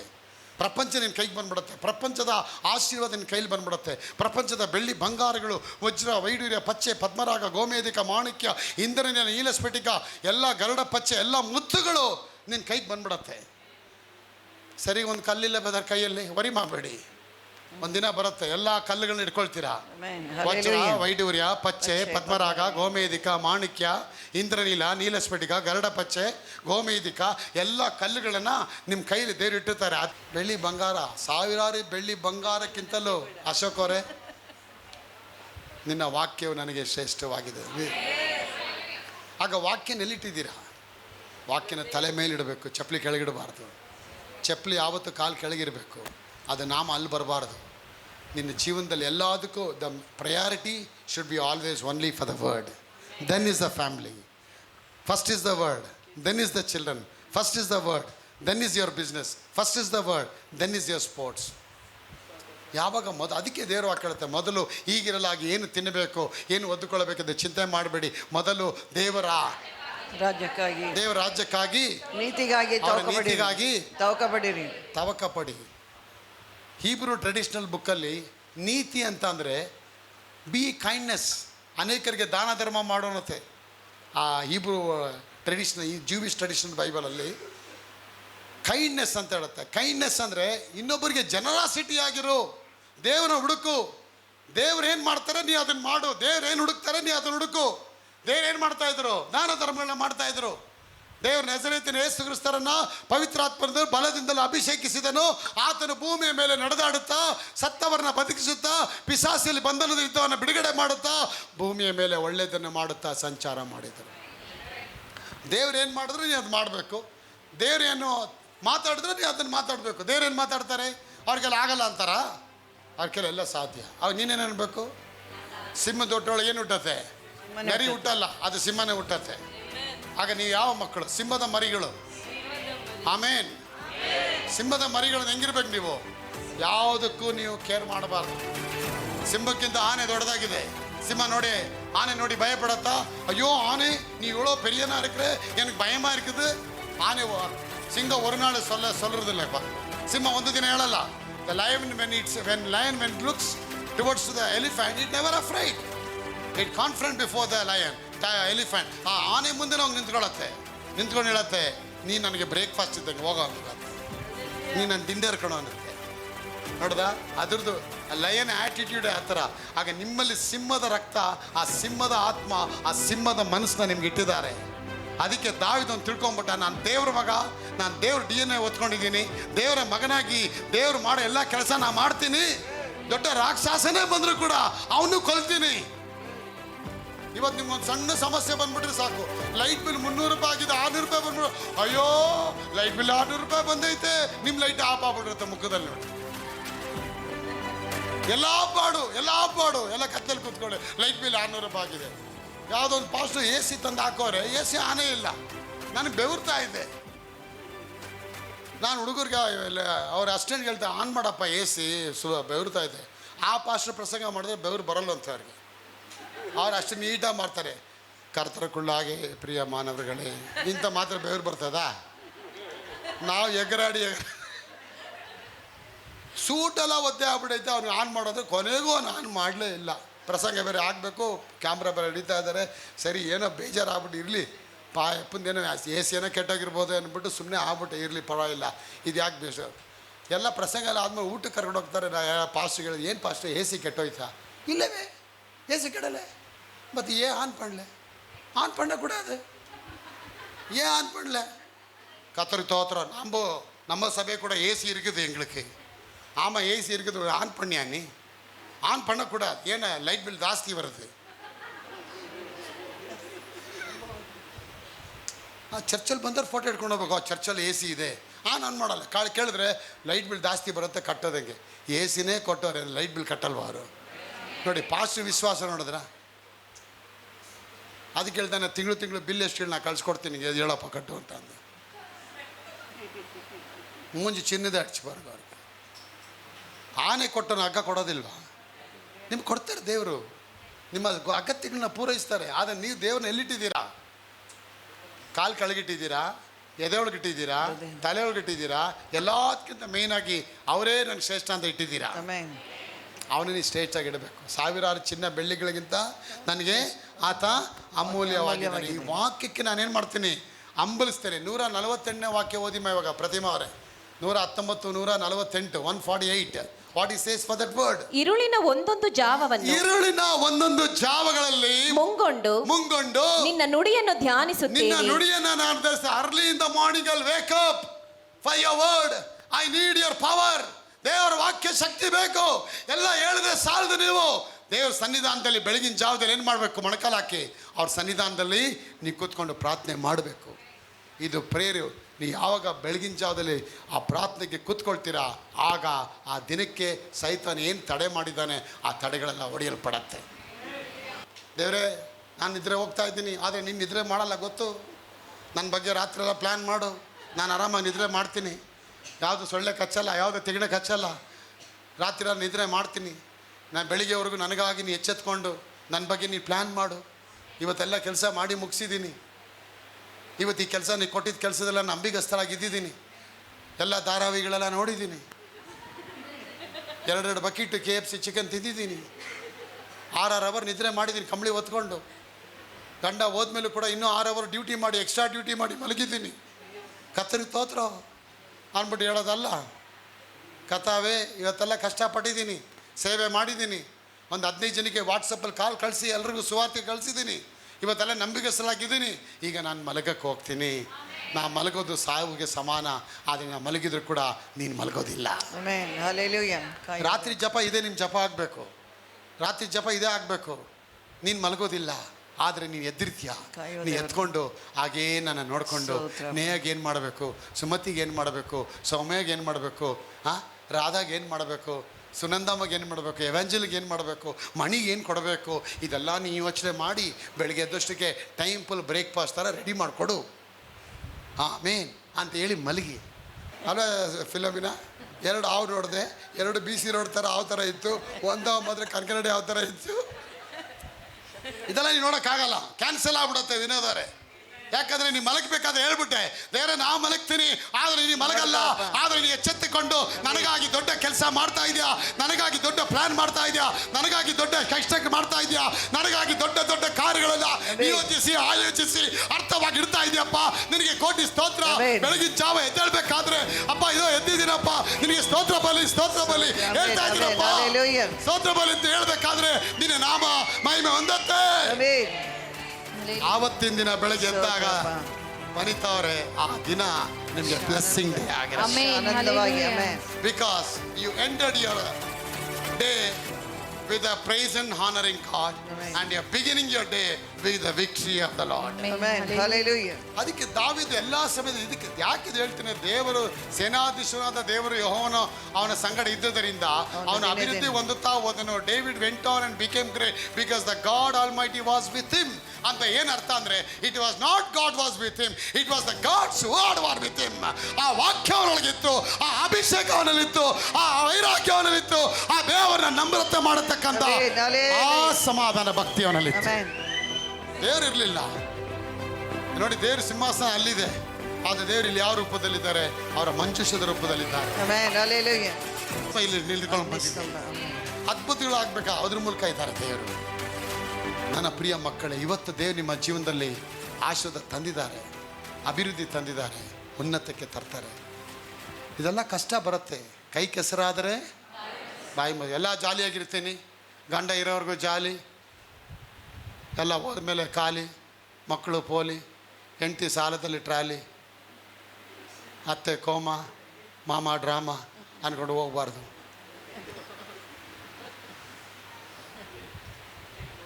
ಅಳಿಯ ಹೋಗ್ಬಿಟ್ರು ಅಂತ ಅತ್ತೆ ಕೋಮಾಗ ಹೋಗ್ಬಿಡ್ತಾರೆ. ಮಾಮ ಅಳಿಯ ಇರೋರ್ಗೆ ಕಾಸು ಕೊಡ್ತಾ ಇದ್ದ, ಅವ್ನು ಸತ್ತೋದ ಅಂತ ಡ್ರಾಮಾ ಆಗಿಬಿದ್ದು ಹೋಗ್ಬಿಡ್ತಾರೆ. ಇರೋರ್ಗೂ ಜಾಲಿ ಅಲ್ಲ, ಕರ್ತನ ವಾಕ್ಯವ್ರಿಗೆ ನೀ ಜಾಲಿಯಾಗಿರ್ತೀಯ. ನೋಡಿ, ನಾನು ನಿಮಗೆ ಜಾಲಿ ಪಡಿಸ್ತಾ ಇದ್ದೀನಿ. ಎಂಥ ಸೋತೋದ ಆತ್ಮ ಕೊಡಲಿ ಚಿಗುರ್ಕೊಳ್ತಾ ಇದೆ, ಯಾಕೆಂದರೆ ಅಂಥ ನೀರು ಹಾಕ್ತಾ ಇದ್ದಾರೆ ದೇ ನಿಮಗೆ. ದೇ ನಮ್ಗೆ ಸ್ತೋತ್ರ. ದೇವ್ರು ನಮ್ಮನ್ನು ಬ್ಲೆಸ್ ಮಾಡ್ತಾರೆ. ಸಾವಿರಾರು ಚಿನ್ನ ಬೆಳ್ಳಿ ಬಂಗಾರಕ್ಕಿಂತ ವೈಶಿಷ್ಟ್ಯವಾಗಿದೆ ಬೆಳಗಿನ ಜಾವದಲ್ಲಿದ್ದು ನಾನು ನಿನ್ನ ಸನ್ನಿಧಾನ ಹುಡುಕ್ತೀನಪ್ಪ. ಕೊನೆಯದಾಗಿ 116 119ನೇ ಅಧ್ಯಾಯ 176 176. ನಿನ್ನ ನುಡಿಯ ಪ್ರಕಾರ ನನ್ನನ್ನು ಉದ್ಧಾರ ಮಾಡು, ನಾನು ಬದುಕುವೆನು, ನಾನು ನಿರೀಕ್ಷೆ ಉಳ್ಳವನಾಗಿದ್ದೇನೆ, ನನ್ನನ್ನು ನಿರಾಶೆ ಪಡಿಸಬೇಡ. ಇನ್ನೊಂದ್ಸತಿ ಓದಿದನ. ನಿನ್ನ ನುಡಿಯ ಪ್ರಕಾರ ನನ್ನನ್ನು ಉದ್ಧಾರ ಮಾಡು, ಆಗ ಬದುಕುವೆನು, ನಾನು ನಿರೀಕ್ಷೆಯುಳ್ಳವನಾಗಿದ್ದೇನೆ, ನನ್ನನ್ನು ನಿರಾಶೆ ಪಡಿಸಬೇಡ. ನಿರಾಶೆ ಪಡ, ನಾನು ನಿನ್ನ ಎಂದಿಗೂ ಮರೆಯೋದಿಲ್ಲ, ನಿರಾಶೆ ಪಡಿಸೋದಿಲ್ಲ, ಕೊನೆಯವರೆಗೂ ನಾನು ನಿನಗಾಗಿ ಬದುಕ್ತೇನೆ. ಅದಕ್ಕೆ ಕೀರ್ತನೆಗಾರ 23ನೇ ಅಧ್ಯಾಯದಲ್ಲಿ ಹೇಳ್ತಾನೆ, ಏನ್ ಹೇಳ್ತಾನೆ? ಜೀವಮಾನ ಕಾಲವೆಲ್ಲ ಶುಭವು ಕೃಪೆಯು ನನ್ನನ್ನು ಹಿಂಬಾಲಿಸುತ್ತದೆ, ಜೀವಮಾನ ಕಾಲವೆಲ್ಲ ಶುಭವು ಕೃಪೆಯು ನನ್ನನ್ನು ಹಿಂಬಾಲಿಸುತ್ತದೆ. ಇದು ರಿಸಲ್ಟ್. ಇದೆಲ್ಲ ಮಾಡಬೇಕು. ಫಸ್ಟ್ ಏನು ಮಾಡಬೇಕು? ಅವ್ರ ವಾಕ್ಯನ ವಿರುದ್ಧದಲ್ಲಿ ಇಡಬೇಕು. ಅಂದರೆ ಪಾಪಕ್ಕೆ ಮಗೋಬಾರ್ದು, ಪಾಪ ಮಾಡೋಕ್ಕೆ ತುಂಬ ದಾರಿ ಸಿಗತ್ತೆ. ಸೋಮಾರಿಯಾಗಿರಬಾರ್ದು, ಕೆಟ್ಟ ಮಾತು ಬೈಬಾರ್ದು. ಇವಾಗ ಇಲ್ಲಿರೋರ್ಗು ಚೆನ್ನಾಗಿದ್ದೀರಾ, ಕ್ಲೀನಾಗಿ ಲಿಪ್ಸ್ಗೆ ತುಟಿಗೆ ಜಿಪ್ ಹಾಕ್ಕೊಂಡಿದ್ದೀರಾ. ಊಟ ಟೈಮ್ಗೆ ಹೋದಾಗ ಬರ ಭಾಷೆ ಎಲ್ಲ ಬರ್ತದೆ ಅಲ್ಲಿ. ಹೊರ ಭಾಷೆ, ಅನ್ಯ ಭಾಷೆ, ಪರಭಾಷೆ, ಫಾರಿನ್ ಭಾಷೆ ಎಲ್ಲ ಬರ್ತದೆ. ಅದು ಚರ್ಚಲ್ಲಿ ಅನ್ಯ ಭಾಷೆ, ಹೊರಗಡೆ ಹೋದರೆ ಪರಭಾಷೆ. ದೇವ್ರಿಗೆ ಸ್ತೋತ್ರ. ಆಯ್ಕೆ ದೇವರ ಸನ್ನಿಧಾನ. ಇವತ್ತು ಸೇನಾಧೀಶನಾದ ಯೆಹೋವನ ನನ್ನ ಸಂಗಡ ಇದ್ದರು ಅಂದರೆ ಇವತ್ತು ನಿಮ್ಮ ಸಂಗಡ ಇದ್ದಾರೆ ದೇವರು. ಆ ಬೈಬಲ್ ನಿಮ್ಮ ಕೈಯಲ್ಲಿದೆ. ರೆಗ್ಯುಲರಾಗಿ ಬನ್ನಿ ಚರ್ಚಿಗೆ, ರೆಗ್ಯುಲರಾಗಿ ಪ್ರೇಯರ್ ಮಾಡಿ, ರೆಗ್ಯುಲರಾಗಿ ಟೈತ್ ಆಫರಿಂಗ್ ಮಾಡಿ, ರೆಗ್ಯುಲರಾಗಿ ದೇವರಿಗೆ ಸ್ತೋತ್ರ ಮಾಡಿ, ರೆಗ್ಯುಲರಾಗಿ ಬೆಳಿಗ್ಗೆ ಹೊತ್ತು ಬೇಗ ಎದ್ದು. ಎಷ್ಟು ಜನ ಬೆಳಗ್ಗೆ 5 ಗಂಟೆಗೆ ಎದ್ರಿ? ಸ್ವಲ್ಪ ಜನ ಮಾತ್ರ. ಅವ್ರು ನೋಡ್ತಾ ಇದ್ದಾರೆ ಕೈನ, ಹೆದರಬೇಡಿ. ಎಷ್ಟು ಜನ 4 ಗಂಟೆಗೆ ಎದ್ರಿ? 3 ಗಂಟೆಗೆ ಎಷ್ಟು ಜನ ಎದ್ರಿ? ನನ್ನ ಪ್ರಿಯ ಮಕ್ಕಳಿಗೆ ಆ ವೈರಾಗ್ಯ ನಿಮಗೆ ಬರಬೇಕು ನೋಡಿ. ಆ ಪ್ರೀತಿ ನಿಮ್ಗೆ ಬಂದರೆ ಎಲ್ಲ ಆಗತ್ತೆ. ಪ್ರೀತಿ ಬಂದೆ ನೋಡಿ, ಒಂದು ಹುಡುಗ ಒಂದು ಹುಡುಗಿನ ಪ್ರೀತಿ ಮಾಡ್ಬಿಟ್ರೆ ಎಷ್ಟು ಆ್ಯಕ್ಟಿವ್ ಆಗ್ಬಿಡ್ತಾನೆ ಗೊತ್ತಾ? ತಲೆ ಬಾಚ್ಕೊಳ್ತಾರೋನೇ ಬಾಚ್ಕೊಳಕ್ಕೆ ಸ್ಟಾರ್ಟ್ ಮಾಡ್ತಾನೆ ಅವನು. ಸ್ನಾನ ಮಾಡ್ದೇನೋ ಸ್ನಾನ ಮಾಡೋಕ್ಕಾಗ್ತಾನೆ. ಜಲ್ಲು ಸ್ಪೈಕೆಲ್ಲ ಹಾಕಿ ಕೂದಲು ಸ್ಟ್ರೈಟ್ ಮಾಡಿಕೊಂಡು ಹಾಗೆ ಬೆಳಗ್ಗೆ 7 ಗಂಟೆಗೆ 8 ಗಂಟೆಗೆ ಹೋಗ್ಬಿಡ್ತಾನೆ ಬಸ್ ಸ್ಟ್ಯಾಂಡ್ ಹತ್ರ. ಬಸ್ ಹತ್ತುತ್ತಾನೆ. ಆ ಹುಡುಗಿ 63ನೇ ಬಸ್ ಹತ್ತುತ್ತೆ, ಇವರು ಅಲ್ಲೇ ಹತ್ತುತ್ತಾನೆ. ಇವರು ಹಿಂದ್ಗಡೆ ಬಸ್ ಇದೆ, ಹಿಂದ್ಗಡೆಯವ್ರು ಹತ್ತುತ್ತಾರೆ, ಅವಳು ಮುಂದ್ಗಡೆಯವ್ರು ಹತ್ತುತ್ತಾನೆ. ಅವಳು ಹಿಡ್ಕೊಂಡು ನೋಡ್ತಾ ಇರ್ತಾರೆ, ಇವ್ರು ಹಿಂದೆ ನೋಡ್ತಾ ಇರ್ತಾನೆ. ಅವಳು ಹಿಡಿದ್ರೆ ಇವರು ಅಲ್ಲೇ ಇಳಿತಾನೆ. ಎಲ್ಲ ಹೋಯ್ತೀಯ ಕೆಲಸಕ್ಕೆ. ಯಾವ ಕೆಲಸ? ಹುಡುಗಿ ನೋಡ್ಕೊಂಬರಕ್ಕೆ. ಆ ಹುಡುಗಿ 9 ಗಂಟೆಗೆ ಡ್ಯಾನಿಯಲ್ ಅವರ ಕೆಲಸದ ಕಂಪನಿ ಒಳಗೆ ಹೋಗ್ಬಿಟ್ಟು ಸಾಯಂಕಾಲ 5 ಗಂಟೆವರೆಗೆ ನಾಯಿ ಮರಿತಾರ, ಬೀದಿ ನಾಯಿ ಥರ ಅಲ್ಲೇ ನಿಂತು ಊಟ ಹಾಕ್ತೀನಲ್ಲ. ಯಾರಟ ಹಿಂಗೆ ಅಂತಿರ್ತಾನೆ, ಅವಳು ಬಂದ್ಲಾ ಅಂತ. ಅಲ್ಲಿಂದ ತಿರ್ಗಾ ಫಾಲೋ ಮಾಡಿ ತಿರ್ಗಾ 63ನೇ ಬಸ್ ಹತ್ತುತ್ತಾರೆ. ಅವಳು ಮುಂದೆ ನಿಂತ್ಕೊಳ್ತಾಳೆ, ಇವ್ರು ಹಿಂದೆ ಇರ್ತಾಳೆ. ಇದು ಯಾವುದೇ ಸರಿ, ನಾನು ಹಿಂದೆನೇ ಬರ್ತಾ ಇದ್ದದ್ದು ಆ ಹುಡುಗಿ. ತಿರ್ಗಾ ಮನೆಯೊಳಗೆ ಹೋಗ್ಬಿಡ್ತಾಳೆ ಅವಳು. ಇವನು ಮನೆ ಮುಂದೆ ಕಾಂಪೌಂಡ್ ಅಂತ ತಿರ್ಗಾ ಅಲ್ಲೇ ನಾಯಿ ಮರಿತಾರೆ, ಹಂಗೆ ಕಾಯ್ತಾ ಇರ್ತಾನೆ. ಕಾದು ಕಾದು ಕಾದು ಲೇದು ಲೇದು ಸೀದು ಸೀದು ಕೊನೆಗೆ ಹೆಂಗೋ ಒಂದು ಮಾಂಗಲ್ಯ ಸೂರ್ಯ ಕಟ್ಬಿಡ್ತಾನೆ. ಇವನು ಕಾಟ ತಡಿಲಾರ್ದೇನೆ ಹುಡುಗಿ ಮದುವೆ ಆಯ್ತದೆ. ಆಮೇಲೆ ಗೊತ್ತಾಯ್ತದೆ ಇದು ಹುಡುಗಿ ಅಲ್ಲ, ಇದು ಕರಡಿ ಅಂದ್ಬಿಟ್ಟು. ಇವಾಗ ಇವನು ಬಾರಲ್ಲಿ ಕುಡ್ದು ಕುಡ್ದು ಬರ್ತಾನೆ, ಇವಳು ಕಾಯ್ದು ಕಾದು ನೋಡ್ತಾ ಇರ್ತಾಳೆ, ಎಲ್ಲಿ ಬದ್ದ ಬದ್ದ ಬದ್ದ ಅಂತ ಹೇಳಿ. ಇದು ಲವ್ ಅನ್ನೋದು. You fall in love, but I am saying you fall in God's love. ದೇವ್ರ ಪ್ರೀತಿಯಲ್ಲಿ ಬಿದ್ದು ಬಿಟ್ಟಿದ್ದೀರಾ, ಎಷ್ಟು ಜನ ಗಾಡ್ಸ್ ಲವ್ ಅಲ್ಲಿ ಬಿದ್ದಿದ್ದೀರಾ? ಹಲ್ಲೆಲೂಯಾ. ಗೊತ್ತಾಯ್ತದ ನನಗೆ. ನೀವು ಬರೋದು ಎಷ್ಟು ವಾರದಲ್ಲಿ ಎಷ್ಟು ಸತಿ ಬಂದಿದ್ದೀರಾ ಅಂತೇಳಿ. ಊರಿಂದನೇ ಬರ್ತದೆ. ಹುಡುಗಿ ಪ್ರೀತಿ ಮಾಡ್ತಾನೆ 1 ವರ್ಷ. ಆ 1 ವರ್ಷದಲ್ಲಿ ಏನು ಮಲ್ಲಿಗೆ ಹೂವು, ಸುಗಂಧ, ಮಳೆ, ಪರಿಮಳ, ಅದು ಇದು ಎಲ್ಲ ಕಡೆ ಎಲ್ಲ ಹಾಕಿರ್ತಾರೆ. ಎಲ್ಲ ಕಡೆ ಎಲ್ಲ ಕಡೆ ಹನಿಮೂನ್ ಥರ ಆ ವರ್ಷ ಎಲ್ಲ ಪೂರ್ತಿ ಪ್ರೀತಿ. 2ನೇ ವರ್ಷಕ್ಕೆ ಹಳೆ ಖರ್ಚಿಪು, ಹಳೆ ಟವಲ್ಲು ಎಲ್ಲ ತಗಲಾಕಿರ್ತಾರೆ. 3ನೇ ವರ್ಷಕ್ಕೆ ಪ್ಯಾಂಪರ್ಗಳು, ಚಡ್ಡಿಗಳು, ಅದು ಇದು ಟವಲ್ಗಳು, ನೈಟಿಗಳೆಲ್ಲ ಮನೆಯೊಳಗೆ ಓದಾಡೋಂಗಿರ್ತಾರೆ. 6 ವರ್ಷಕ್ಕೆ ರಿಟೈರ್ಡ್ ಆಗ್ಬಿಡ್ತಾನೆ. ಬೇಡ, ಅದಕ್ಕೆ ಹುಡುಗರು ಮದುವೆ ಆದಾಗ ನಮ್ಮ ಮಿಸ್ಸಸ್ ಇವರು ಅಂತಾನೆ. ಇವಾಗ 5 ವರ್ಷ ಆದಮೇಲೆ ಎಲ್ಲಿ ಅಲ್ಲಿದ್ದಾಳೆ ನೋಡಿ, ಅಲ್ಲಿ ನಿಂತಾಳೆ ನೋಡಿ, ಅಲ್ಲ ಅಲ್ಲ ಕರಿತಾಳೆ. ಇವನೇ ಡ್ರಾಮಾ ನೋಡೋಕೆ ಹೋಗಿರ್ತಾರೆ, ಹೆಂಡತಿನ ಕರ್ಕೊಂಡು ಬೇಗ ಕರ್ಕೊಂಡು ಹೋಗ್ತಾನೆ. ಸ್ಕೂಟ್ರಲ್ಲಿ ಕೂತ್ಕೊಂಡು ಎಲ್ಲ ನೋಡ್ತಾ ಇರ್ತಾನೆ. ಬೇಗ ಬಾ ಹೋಗೋಣ. ಅಯ್ಯೋ ಇರ್ರಿ ಏನೋ ಸ್ವಲ್ಪ ಡ್ರಾಮಾ ನೋಡ. ನೀವು ಬೇಡ, ನಾನು ನೋಡಿದ್ರೆ ಡ್ರಾಮಾನ ಹಿಂದೆ ಒಳ್ಳೆ ಡ್ರಾಮಾ ನಡೀತೆ, ಬಾ ಬರೆಗೆ ಹೋಗೋಣ. ಅವಳನ್ನ ನೋಡೋಕ್ಕೆ ಬಿಡಲ್ಲ ಇವರು. ಪಾಪ ಅವಾಗಲೇ ಅವ್ಳು ಸುಧಾರಿಸ್ಕೊಂಡು ಬಂದು ನಿಂತು ಕೂತಿರ್ತಾಳೆ. ಮಕ್ಕಳೆಲ್ಲ ಹೇಳ್ಕೊಂಡು ಬಂದು ತಿರ್ಗಾ ಸ್ಕೂಟಲ್ಲೆಲ್ಲ ಕರ್ಕೊಂಡು ಗಡ ಗಡ ಗಡ ಗಡ ಗಡ ಅಂತ ಬಂದು ಮನೇಲಿ ಬಿಟ್ಬಿಡ್ತಾರೆ. ಬಿಟ್ಬಿಟ್ಟು ಮತ್ತೆ ಇವ್ರು ವಾಪಸ್ ಬರ್ತಾನೆ, ಅದೇ ಡ್ರಾಮಾ ಥಿಯೇಟ್ರಿಗೆ ಬಂದು ಕೂತಿರ್ತಾನೆ. ಹೆಂಡ್ತಿನ ಎಲ್ಲೆತ್ಕೊಂಡ್ಬಿಡ್ತಾನೆ. ಭಾರ, ಪ್ರೀತಿನೂ ಇಲ್ಲ, ಭಾರನೂ ಇಲ್ಲ. ಇದು ಯಾವ ಥರ ನ್ಯೂಟ್ರಲ್ ಇತ್ತು. ಪ್ರೀತಿನೂ ಇಲ್ಲ, ಭಾರಕ್ಕೆ ಭಾರನೂ ಇಲ್ಲ. ಹುಡುಗರೆಲ್ಲ ಸೈಲೆಂಟಾಗಿ ಕೂತವ್ರು. ಯಾಕೆ ಈ ಫಾಸ್ಟಿಂಗ್ ಎಲ್ಲ ಹೇಳ್ತಾರೆ? ನೀವೇನೇನು ಸೆಲೆಕ್ಟ್ ಮಾಡಿದ್ದೀರೋ ಗೊತ್ತಿಲ್ಲ. ಆ ಸೆಲೆಕ್ಟ್ ಮಾಡೋ ಮುಂಚೆ ಕರ್ಕೊಂಬನ್ನಿ.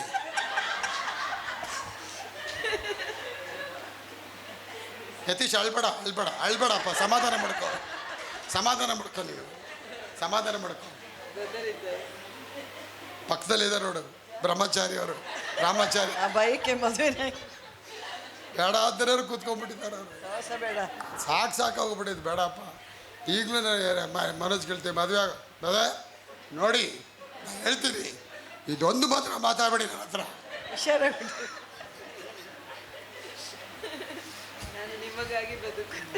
ಇದೊಂದು ಮಾತ್ರ ಮಾತಾಡಬೇಡಿ. ನಾನು ಹಂಗೆ ಇದ್ದೆ, ಮದುವೆ ಬೇಡ ಅಂತೇಳಿ ಹಿಮಾಲಯ ಪರ್ವತಕ್ಕೆ ಹೋಗ್ಬಿಡ್ತೀನಿ, ನಾನು ಸನ್ಯಾಸಿ ಆಗ್ಬಿಡ್ತೀನಿ, ಸ್ವಾಮೀಜಿ ಆಗ್ಬಿಡ್ತೀನಿ ಅಂತೇಳಿ. ಆಮೇಲೆ ಸರಿಯಾಗಿ ಯಾರ ಪಾಸ್ಟ್ ಹೋಗಿದ್ರು, ಹೋಗಿ ಮುಚ್ಕೊಂಡು ಮದುವೆ ಆಗಪ್ಪ. ಅವು ಕೂದಲೆಲ್ಲ ದೊಡ್ಡದಾಗಿ ಬಿಟ್ಕೊಂಡ್ಬಿಟ್ಟಿದೆ, ಇಲ್ಲಿವ್ರಿಗೆಲ್ಲ ಬಂದ್ಬಿಡುತ್ತೆ ಎಷ್ಟು ಥರ. ಹಿಂಗಂದ್ರೆ ಈಗ ಕೂದಲ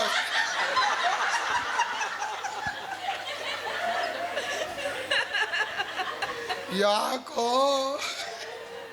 ಉದ್ದುತ್ತ ಕೇಳಿದೆ. ನಾನು ನಜರೇತ್, ನಾನು ಏಸಿಗೆ ಹಾಕ್ಬಿಟ್ಟಿದ್ದೀನಿ.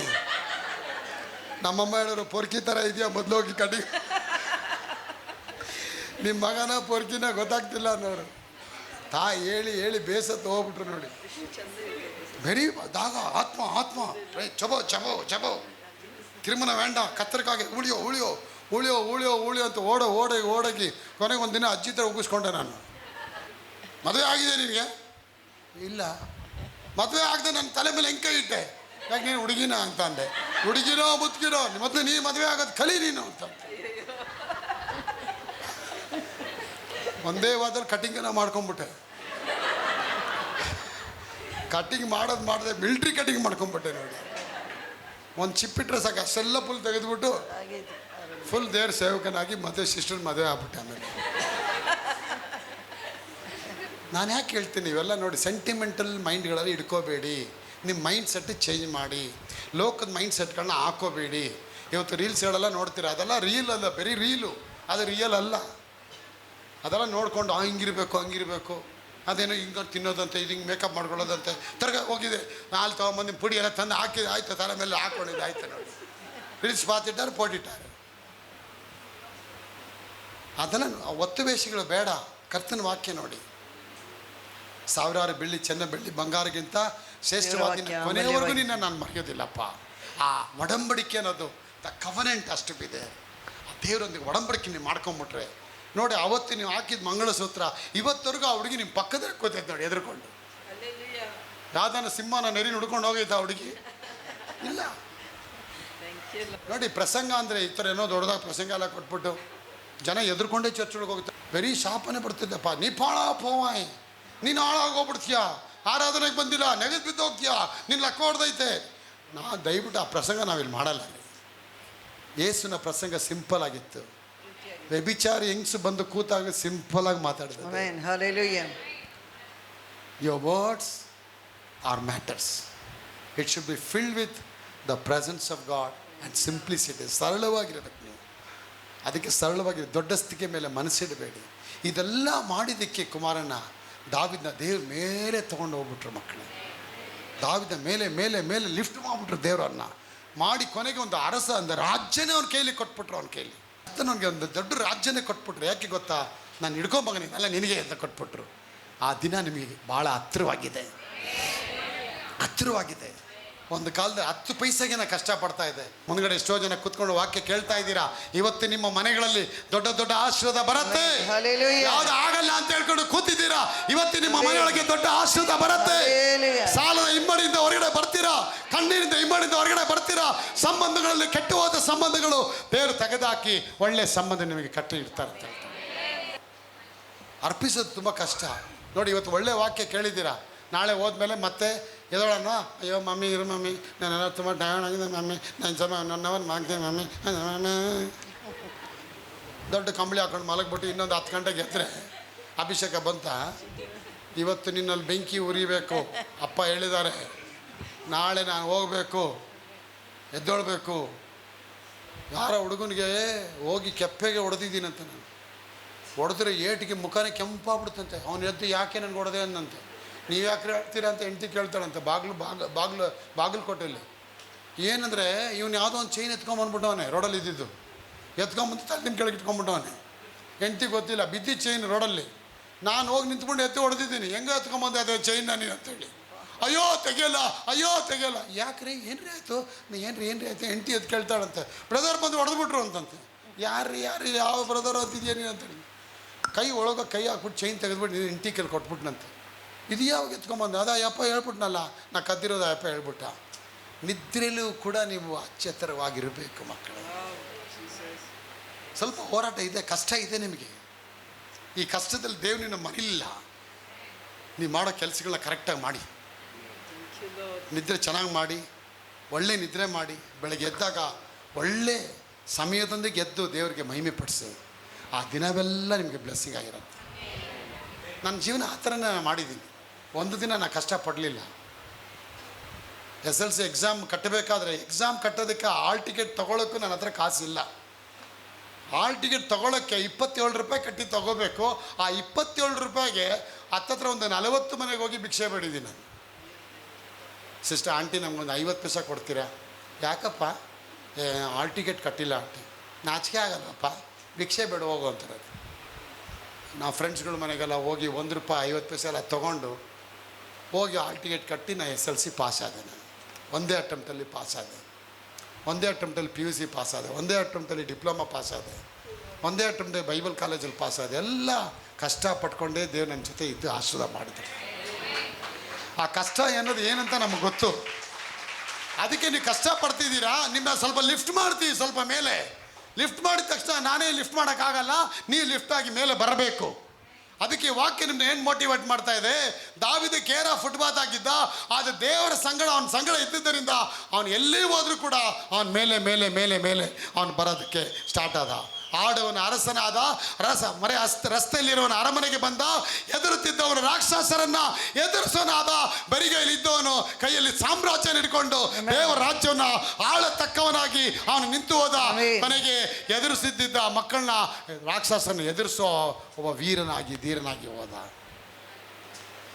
ಇವತ್ತು ಕೂಡ ದಾವಿದ ಸತ್ತೋದ, ಆದರೆ ದಾವಿದನ ಕುಮಾರ ಅಂತ ಯೇಸು ಕ್ರಿಸ್ತರಿಗೆ ಹೆಸರು ಬಂದ್ಬಿಡ್ತು.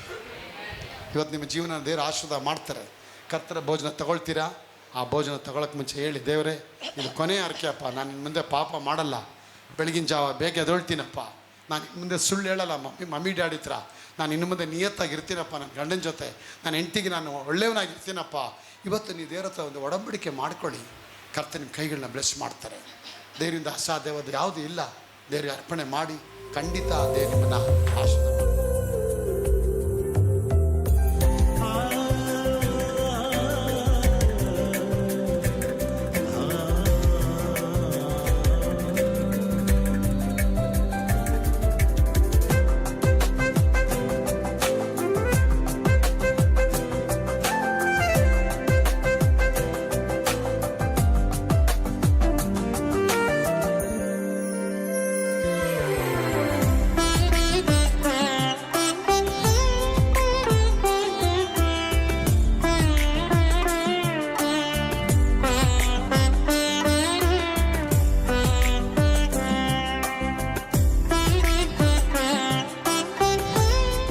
ತುಂಬ ಜನಕ್ಕೆ ಕೆಲಸ ಸಿಗ್ತಾ ಇರಲಿಲ್ಲ. ಆ ಥರ ನಮ್ಮ ಅಪ್ಪ ಕೂಡ ಕೆಲಸ ಸಿಗ್ತಾ ಇರಲಿಲ್ಲ. ಸೊ ಅದರಿಂದ ನಮಗೆ ತುಂಬ ಅಂದರೆ ತುಂಬ ಕಷ್ಟ ಆಗ್ತಾಯಿತ್ತು. ಮನೆಯಲ್ಲಿ ಒಂದೊತ್ತಿಗೆ ಊಟ ತಿನ್ನೋದು ಕೂಡ ತುಂಬ ಕಷ್ಟ ಆಗ್ತಾಯಿತ್ತು. ಅಷ್ಟೊಂದು ಬಡತನದಲ್ಲಿದ್ವಿ. ಮನೇಲಿ ಅಷ್ಟೊಂದು ಕಷ್ಟ ಇತ್ತು. ನನ್ನ ಹೈಯರ್ ಎಜುಕೇಷನ್ಸ್ ಕೂಡ ಅಫೋರ್ಡ್ ಮಾಡೋದಕ್ಕೆ ಇರಲಿಲ್ಲ ಮನೆಯಲ್ಲಿ. ಸೊ ನಾನು ಒಂದು ಪಿಲ್ಲರಾಗಿ ಫ್ಯಾಮ್ಲಿಗೆ ನಿಂತ್ಕೋಬೇಕಾಗಿತ್ತು. ಸೊ ಅದರಿಂದ ನಾನು ಆ ಡಿಸಿಷನ್ ತೊಗೊಂಡೆ. ಬಟ್ ನನ್ನ ಮೇಯ್ನ್ ಏಮ್ ಬಂದ್ಬಿಟ್ಟು ಹೈಯರ್ ಎಜುಕೇಷನ್ಸ್ ಕಂಪ್ಲೀಟ್ ಮಾಡಿ ನನ್ನ ಡ್ರೀಮ್ ಬಂದು CPL ತೊಗೋಬೇಕು ಅಂತ, ಪೈಲಟ್ ಆಗಬೇಕು ಅಂತ. ಸೊ ಅದು ಕೂಡ ಅಫೋರ್ಡ್ ಮಾಡೋದಕ್ಕೆ ಇರಲಿಲ್ಲ. ಸೊ ಆ ಥರ ನಾನು ಈ ಕೋರ್ಸ್ ತೊಗೊಂಡು ಆ ಕೋರ್ಸಲ್ಲಿ ಕೂಡ ಇನ್ಸ್ಟಿಟ್ಯೂಟಲ್ಲಿ ತುಂಬ ಅಂದರೆ ತುಂಬ ಹೋರಾಟ ಇರ್ತಾಯಿತ್ತು. ಒಂದೊಂದು ದಿನವೂ ಕ್ಲಾಸಸ್ಗೆ ಹೋಗ್ತಾ ಇರುವಾಗ ಏನಾದರೂ ಒಂದು ಮನೇಲಿ ಜಗಳ ಆಗ್ತಾಯಿತ್ತು. ಕ್ಲಾಸಸ್ಸಲ್ಲಿ ಒಂಥರ ನನಗೆ ಕ್ಲಾಸ್ ಕರೆಕ್ಟಾಗಿ ಅಟೆಂಡ್ ಮಾಡೋದಕ್ಕೂ ಆಗ್ತಾಯಿರಲಿಲ್ಲ. ಅಷ್ಟೊಂದು ಹೋರಾಟ ಇರ್ತಾಯಿತ್ತು. ನಾನು ದೇವ್ರ ಮೇಲೆ ಅಷ್ಟೊಂದು ನಂಬಿಕೆನೇ ಇಕ್ಕಿರಲಿಲ್ಲ. ದೇವರು ಅಂದರೆ ಏನೋ ಒಂದು ಪವರ್ ಅಂದ್ಕೊಂಡು ನಾನು ಬಿಟ್ಬಿಟ್ಟಿದ್ದೆ ಅಷ್ಟೇ. ಸೊ ಬಟ್ ನಾನು ಯಾವಾಗ ಚರ್ಚ್ಗೆ ಇಲ್ಲಿ ಬಂದೋ, ಗ್ರೇಸ್ ಮಿನಿಸ್ಟ್ರೀಸ್ಗೆ ಬಂದೋ, ದೇವರ ಮಹಿಮೆ ತಿಳ್ಕೊಂಡೆ. ನಾನು ದೇವ್ರ ಮಹಿಮೆ ಮಾಡೋದು ತಿಳ್ಕೊಂಡೆ. ದೇವರ ಅದ್ಭುತಗಳು ಯಾವ ರೀತಿಯಲ್ಲಿ ಮಾಡ್ತಾರೆ ಅಂತ ಒಂದಿನೂ ನಾನು ಅಂದ್ಕೊಂಡಿರಲಿಲ್ಲ ಈ ಥರ ಎಲ್ಲ ಮಾಡ್ತಾರೆ ಅಂತ. ಬಟ್ ದೇವರು ನನ್ನ ಅಲ್ಲಿಂದ ಎಲ್ಲಿದ್ದವನ್ನ ನಾನು ಇಲ್ಲಿ ಕರ್ಕೊಂಬಂದು ಈ ಥರ ಸೂಟ್ ಬೂಟ್ ಹಾಕಿ ನಿಲ್ಲಿಸಿದ್ದಾರೆ. ನನಗೆ ಈ ಥರ ಫಾರ್ಮಲ್ಸಲ್ಲಿ ಕೂಡ ನನಗೆ ಈ ಥರ ಬಟ್ಟೆ ತೊಗೊಳ್ಳೋದು ಕೂಡ ನನ್ನ ಹತ್ರ ಕಾಸಿರಲಿಲ್ಲ. ಈ ಸೂಟ್ ಹಾಕ್ಕೊಂಡಿರೋದು ಕೂಡ ಅಪ್ಪ ಬ್ಲೆಸ್ಸಿಂಗ್ಸಿಂದಾನೆ ನಾನು ಈ ಸೂಟ್ ಕೂಡ ಹಾಕ್ಕೊಂಡಿರೋದು. ಸೊ ಅಷ್ಟೊಂದು ದೇವ್ರ ನಾಮಕ್ಕೆ ಸ್ತೋತ್ರವಾಗಲಿ. ಬಟ್ ನನಗೆ ಯಾವುದೇ ರೀತಿ ಸೋರ್ಸ್ ಇಲ್ಲ ಫೀಸ್ ಕಟ್ಟೋದಕ್ಕೆ, ಯಾವುದೇ ರೀತಿ ಸೋರ್ಸ್ ಇಲ್ಲ ನನ್ನ ಹೈಯರ್ ಎಜುಕೇಷನ್ ಕಂಟಿನ್ಯೂ ಮಾಡೋದಕ್ಕೆ. ಲೈಕ್ ನಾನು ಇನ್ಸ್ಟಿಟ್ಯೂಟ್ ಮುಗ್ದಾದ್ಮೇಲೆ 2 ಇಯರ್ಸ್ ನಾನು ವೇಸ್ಟ್ ಮಾಡಿದ್ದೀನಿ. ಲೈಕ್ ಜಾಬ್ಗೋಸ್ಕರನೇ ನಾನು ಹುಡುಕಿ ಒಂದು ಕಡೆನೂ ಜಾಬ್ ಸಿಗಲಿಲ್ಲ. ನನಗೆ ಅಷ್ಟೊಂದು ಇದಾಯಿತು. ನಾನು ಲಾಸ್ಟಿಗೆ ಸ್ವಿಗ್ಗಿ ಝೊಮ್ಯಾಟೊ ಮಾಡೋ ಅಷ್ಟು ರೀತಿವರೆಗೂ ಹೋಗ್ಬಿಟ್ಟಿದ್ದೆ. ನಾನು ಅಷ್ಟೊಂದು ಕಷ್ಟ ಇತ್ತು. ಅಷ್ಟೊಂದು ಫ್ಯಾಮ್ಲಿಗೋಸ್ಕರ ಹೆಲ್ಪ್ ಮಾಡಬೇಕಾಯಿತು. ಸೊ ಆ ಥರ 2 ವರ್ಷದ ನಂತರ ಅಷ್ಟೊಂದು ಕಷ್ಟ ಇದ್ದಿತ್ತು. ಚರ್ಚಲ್ಲಿ ಈ ಥರ ಅಪ್ಲಿಕೇಶನ್ ಹಾಕಿದ್ರೆ ಎಜುಕೇಷನ್ಗೆ ಹೆಲ್ಪ್ ಮಾಡ್ತಾರೆ ಅಂತ ಒಂದು ಇದ್ರಲ್ಲಿ ಗೊತ್ತಾಯಿತು. ಸೊ ಅದರಿಂದ ನಾನು ಅಪ್ಪ ಹತ್ರ ಹೋಗಿ ಕೇಳಿದ್ದೆ, ಅಪ್ಪ ನನಗೆ ಈ ಥರ ಹೈಯರ್ ಎಜುಕೇಷನ್ಸ್ ಕಂಟಿನ್ಯೂ ಮಾಡಬೇಕು, ಸೊ ನಿಮ್ಮ ಕೈಯಿಂದ ಹೆಲ್ಪ್ ಆಗುತ್ತಾ ಅಪ್ಪ ಅಂತ. ಅಪ್ಪ ಒಂದೇ ಮಾತು ಹೇಳಿದ್ರು, ಅಪ್ಲಿಕೇಶನ್ ಹಾಕಪ್ಪ, ನಾನು ಹೆಲ್ಪ್ ಮಾಡ್ತೀನಿ ಅಂತ ಹೇಳಿದ್ರು. ಸೊ ಅದೇ ರೀತಿಯಲ್ಲಿ ನಾನು ಅಪ್ಲಿಕೇಶನ್ ಹಾಕಿದೆ. ಬಟ್ ನನಗೆ ಎಕ್ಸ್ಪೆಕ್ಟೇಷನ್ ಇರಲಿಲ್ಲ, ಲೈಕ್ ನನಗೆ ಅಪ್ಲಿಕೇಶನ್ ಆ್ಯಕ್ಸೆಪ್ಟ್ ಮಾಡ್ತಾರೆ, ನನಗೆ ಬರುತ್ತೆ ಅಂತ. ಬಟ್ ನಮ್ಮ ಮನಸ್ಸಲ್ಲಿ ಅನ್ಕೋತಾ ಇದ್ದೆ, ಅಪ್ಪ ಆ್ಯಕ್ಸೆಪ್ಟ್ ಮಾಡಬೇಕದು, ನನಗೆ ಅಪ್ಲಿಕೇಶನ್ ಬರಬೇಕು ಅಂತ. ಸೊ ಯಾಕಂದರೆ ನನ್ನ ಗೋಲ್ ಅದು, ನಾನು ಡಿಗ್ರಿ ಮಾಡಬೇಕು ಅಂತ ನನಗಿದ್ದಿತ್ತು. ಸೊ ಆ ಥರ ದೇವರು ಅದ್ಭುತ ಮಾಡಿಬಿಟ್ರು. ನನಗೆ ಗೊತ್ತಿಲ್ಲ, ಎಕ್ಸ್ಪೆಕ್ಟೇಷನ್ ಮಾಡಿಲ್ಲ. ಅಪ್ಪ ಬಂದ್ಬಿಟ್ಟು ಆ್ಯಕ್ಸೆಪ್ಟ್ ಮಾಡಿದ್ರು.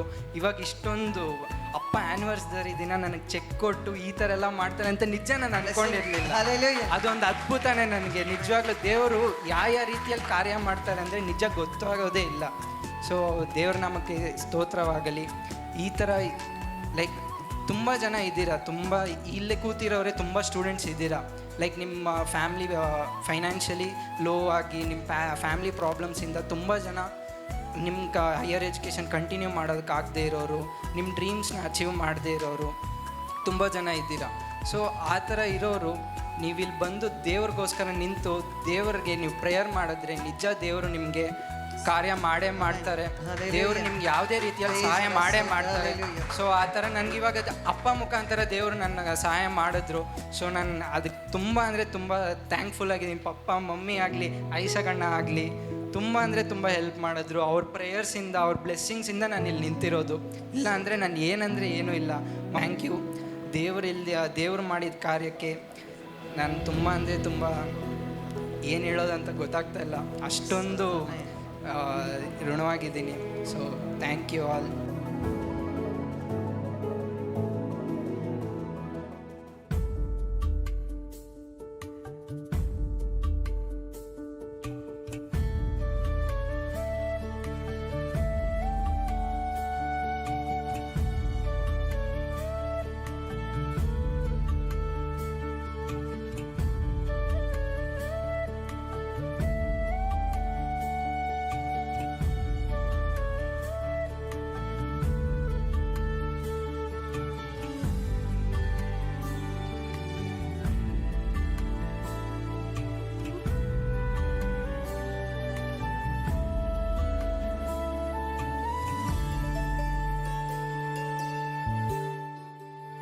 ನಾನು ಇವಾಗ ಸೆಕೆಂಡ್ PU ಮುಗಿಸಿ ಇವಾಗ ಡಿಗ್ರಿಗೆ ಜಾಯ್ನ್ ಆಗಬೇಕು. ನಾನು ಫುಲ್ಲು ಎಷ್ಟು ನಮ್ಮ ಮನೇಲಿ ಕಷ್ಟ ಇತ್ತು ಅಂದರೆ ಹಣಕಾಸಿಗೂ ನಮ್ಮ ಮನೇಲಿ ಒಂದೊಂದು ರೂಪಾಯಿಗೂ ನಾವು ಫುಲ್ ಕಷ್ಟ ಮಾಡ್ತಾಯಿದ್ದೀವಿ. ನಮ್ಮಪ್ಪ ಕೆಲಸ ಮಾಡೋದೆಲ್ಲ ಫುಲ್ ಸಾಲಕ್ಕೆ ಹೋಗ್ತಾಯಿತ್ತು. ನನ್ನ ಕಾಲೇಜ್ ಫೀಸ್ಗೆಲ್ಲ ಒಂಚೂರು ಕಟ್ಟೋಕ್ಕೆ ಹಣಕಾಸು ಇರಲಿಲ್ಲ. ಫುಲ್ಲು ಸೆಕೆಂಡ್ PU ಆದಮೇಲೆ ನನಗೆ ಕೆಲ್ಸಕ್ಕೆ ಹೋಗ್ಬಿಡೋಣ, ಓದೋದೇ ಬೇಡ, ಫುಲ್ ಕ್ವಿಟ್ ಮಾಡಿಬಿಡೋಣ ಅಂತಲೇ ಇದ್ದಿದ್ದು. ಆದರೆ ಅಪ್ಪ ನಾವು ಪ್ರಾರ್ಥನೆ ಮಾಡಿಕೊಂಡಾಗ ದೇವರು ಅಪ್ಪ ಮುಖಾಂತರ ಮಾತಾಡಿ ನಮಗೆ ಸಹಾಯ ಮಾಡಿದ್ದಾರೆ. ಇವಾಗ ನಾನು ಕಾಲೇಜ್ಗೆ ಹೋಗ್ಬೇಕಂದ್ರೆ ಕಾಲೇಜ್ಗೆ ಹೋಗ್ತಾಯಿದ್ದೆ ಅಂದರೆ ಅಪ್ಪನೇ ಕಾರಣ, ಈ ಗ್ರೇಸ್ ಮಿನಿಸ್ಟ್ರೇ ಕಾರಣ. ದೇವರಿಗೆ ಕೊಟ್ಟಿ ಇವತ್ತಿನ ದಿವಸ ನಾನು ನನ್ನ ಮಗ ಬದುಕಿದ್ದೀವಿ ಅಂದರೆ ದೇವ್ರ ದಯೆ, ಅಪ್ಪ ಪ್ರಾರ್ಥನೆಯಿಂದ ನಾವು ಬದುಕಿದ್ದೀವಿ. ನಾನು ನನ್ನ ಮಗ ಬದುಕದೇ ಬೇಡ, ಸತ್ತೇ ಹೋಗ್ಬಿಡೋಣ, ಈ ಜೀವನನೇ ಬೇಡ ಅಂತ ಅಂದ್ಬಿಟ್ಟು ತುಂಬ ದುಃಖದಲ್ಲಿದ್ವಿ. ಅಪ್ಪ ನಮ್ಮ ಸಿಸ್ಟ್ರ್ ಮುಖಾಂತರ ಅವಳು ಸೂಸೈಡ್ ಮಾಡ್ಕೊಳ್ಳೋಕೆ ಹೊರಟಿದ್ದಾಳೆ, ಅವಳಿಗೋಸ್ಕರ ಪ್ರಾರ್ಥನೆ ಮಾಡು, ನಾನು ಪ್ರಾರ್ಥನೆ ಮಾಡ್ತೀನಿ ಅಂತ ಅಪ್ಪ ಅವ್ರು ನಮ್ಮ ಸಿಸ್ಟರ್ಗೆ ಹೇಳಿದಾಗ, ಅವ್ರು ಬಂದು ನನಗೆ ಹೇಳಿದಾಗ, ನನಗೋಸ್ಕರ ಅಪ್ಪ ಅಮ್ಮ ಇಬ್ಬರು ಪ್ರಾರ್ಥನೆ ಮಾಡ್ತಾಯಿದ್ದಾರೆ.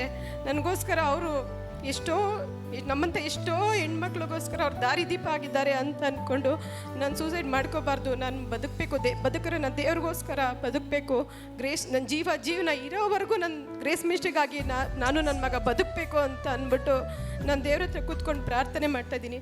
ಅದು ಆರ್ಥಿಕ ಪರಿಸ್ಥಿತಿ ತುಂಬ ಹದಗೆಟ್ಟಿತ್ತು. ನನ್ನ ಮನೇಲಿ ಏನು ಮಾಡೋದಪ್ಪ ದೇವರೇ, ನನ್ನ ಮಗನ ಯಾರು ಕಾಲೇಜ್ಗೆ ಸೇರಿಸ್ತಾರೆ ಅಂತ ಅಂದ್ಬಿಟ್ಟು ಪ್ರಾರ್ಥನೆ ಮಾಡಬೇಕಾದ್ರೆ ಪ್ರಾರ್ಥನೆ ಮಾಡಿ ಒಂದು ವಾರ ಆದಮೇಲೆ ಅಪ್ಪ ಕನ್ಸಿಗೆ ಬಂದು, ನಿನ್ನ ಮಗನ ಎಜುಕೇಷನ್ ಎಲ್ಲ ನಾನು ನೋಡ್ಕೊಳ್ತೀನಿ ಮಗಳೇ, ಭಯ ಪಡಬೇಡ ಅಂತ ಅಂದ್ಬಿಟ್ಟು ಅಪ್ಪ ಕನ್ಸಲ್ಲಿ ಬಂದು ನನಗೆ ಮಾತಾಡಿ ಒಂದು ವಾರಕ್ಕೇ ಅಪ್ಪ ನಿನ್ನ ಮಗನಿಗೆ ಕಾಲೇಜ್ ಸ್ಕಾಲರ್ಶಿಪ್ ಮುಖಾಂತರ ನಾನು ಕೊಡ್ತೀನಿ ಮಗಳೇ ಅಂತ ಅಂದ್ಬಿಟ್ಟು ನನ್ನ ಮಗನಿಗೆ ಫಸ್ಟ್ ಇಯರು ಸೆಕೆಂಡ್ ಇಯರ್ PUCಗೆ ಕಾಲೇಜ್ ಫೀಸು ಅಪ್ಪನೇ ಕಟ್ಟಿದ್ದಾರೆ. ಇವಾಗಲೂ ನನ್ನ ಕಾಲೇಜ್ ಫೀಸೇ ಕಟ್ಟೋದು ಬೇಡ, ಓದಿಸೋದೇ ಬೇಡ, ಅವನ್ನ ಮನೇಲೇ ಇರಲಿ, ಕೆಲಸಕ್ಕೆಲ್ಲಾದರೂ ಹಾಕೋಣ ಅಂತ ಅಂದ್ಕೊಂಡಾಗ ಅಪ್ಪ ಹತ್ರ ಮಾತಾಡಿದೆ. ಅಪ್ಪನ ಹೃದಯದಲ್ಲಿ ದೇವರು ಮಾತಾಡಿ, ನಿನ್ನ ಮಗನ ಕಾಲೇಜ್ ಫೀಸು ಏನಿದೆಯೋ ಅದು ನಾನು ನೋಡ್ಕೋತೀನಿ ಮಗಳೇ, ಕಮಿಟಿ ತಾವು ನಾನು ಮಾತಾಡ್ಬಿಟ್ಟು ಹೇಳ್ತೀನಿ ಮಗಳೇ ಅಂತ ಅಂದ್ಬಿಟ್ಟು ಅಪ್ಪ ತಕ್ಷಣವೇ ಹೇಳಿದ್ರು, ನಿನ್ನ ಮಗನ ಕಾಲೇಜ್ ಫೀಸ್ ನಾನು ಕಟ್ತೀನಿ ಮಗಳೇ, ಹೆದರ್ಕೋಬೇಡ ನೀನು, ನಾನಿದ್ದೀನಿ ಅಂತ ನನ್ನ ಧೈರ್ಯ ಪಡಿಸಿದ್ರು. ಇವತ್ತಿನ ದಿವಸ ನಾನು ನನ್ನ ಮಗ ಓದ್ತಾ ಇದ್ದಾನೆ ಅಂದರೆ ಗ್ರೇಸ್ ಮಿನಿಸ್ಟ್ರನೇ ಕಾರಣ.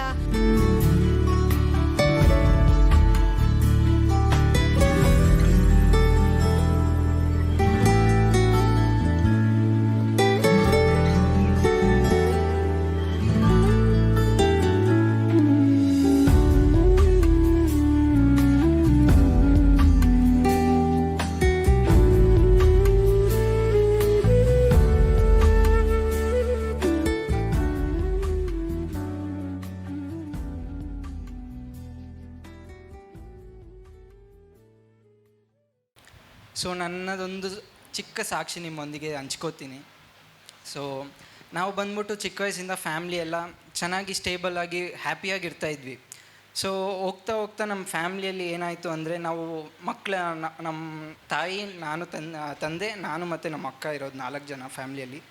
ಸೊ ಆ ಥರ ಲೈಕ್ ನಾವು ದೊಡ್ಡವ್ರು ಆಗ್ತಾ ಮಕ್ಕಳು ಖರ್ಚುಗಳು ಜಾಸ್ತಿ ಆಗುತ್ತಲ್ವ.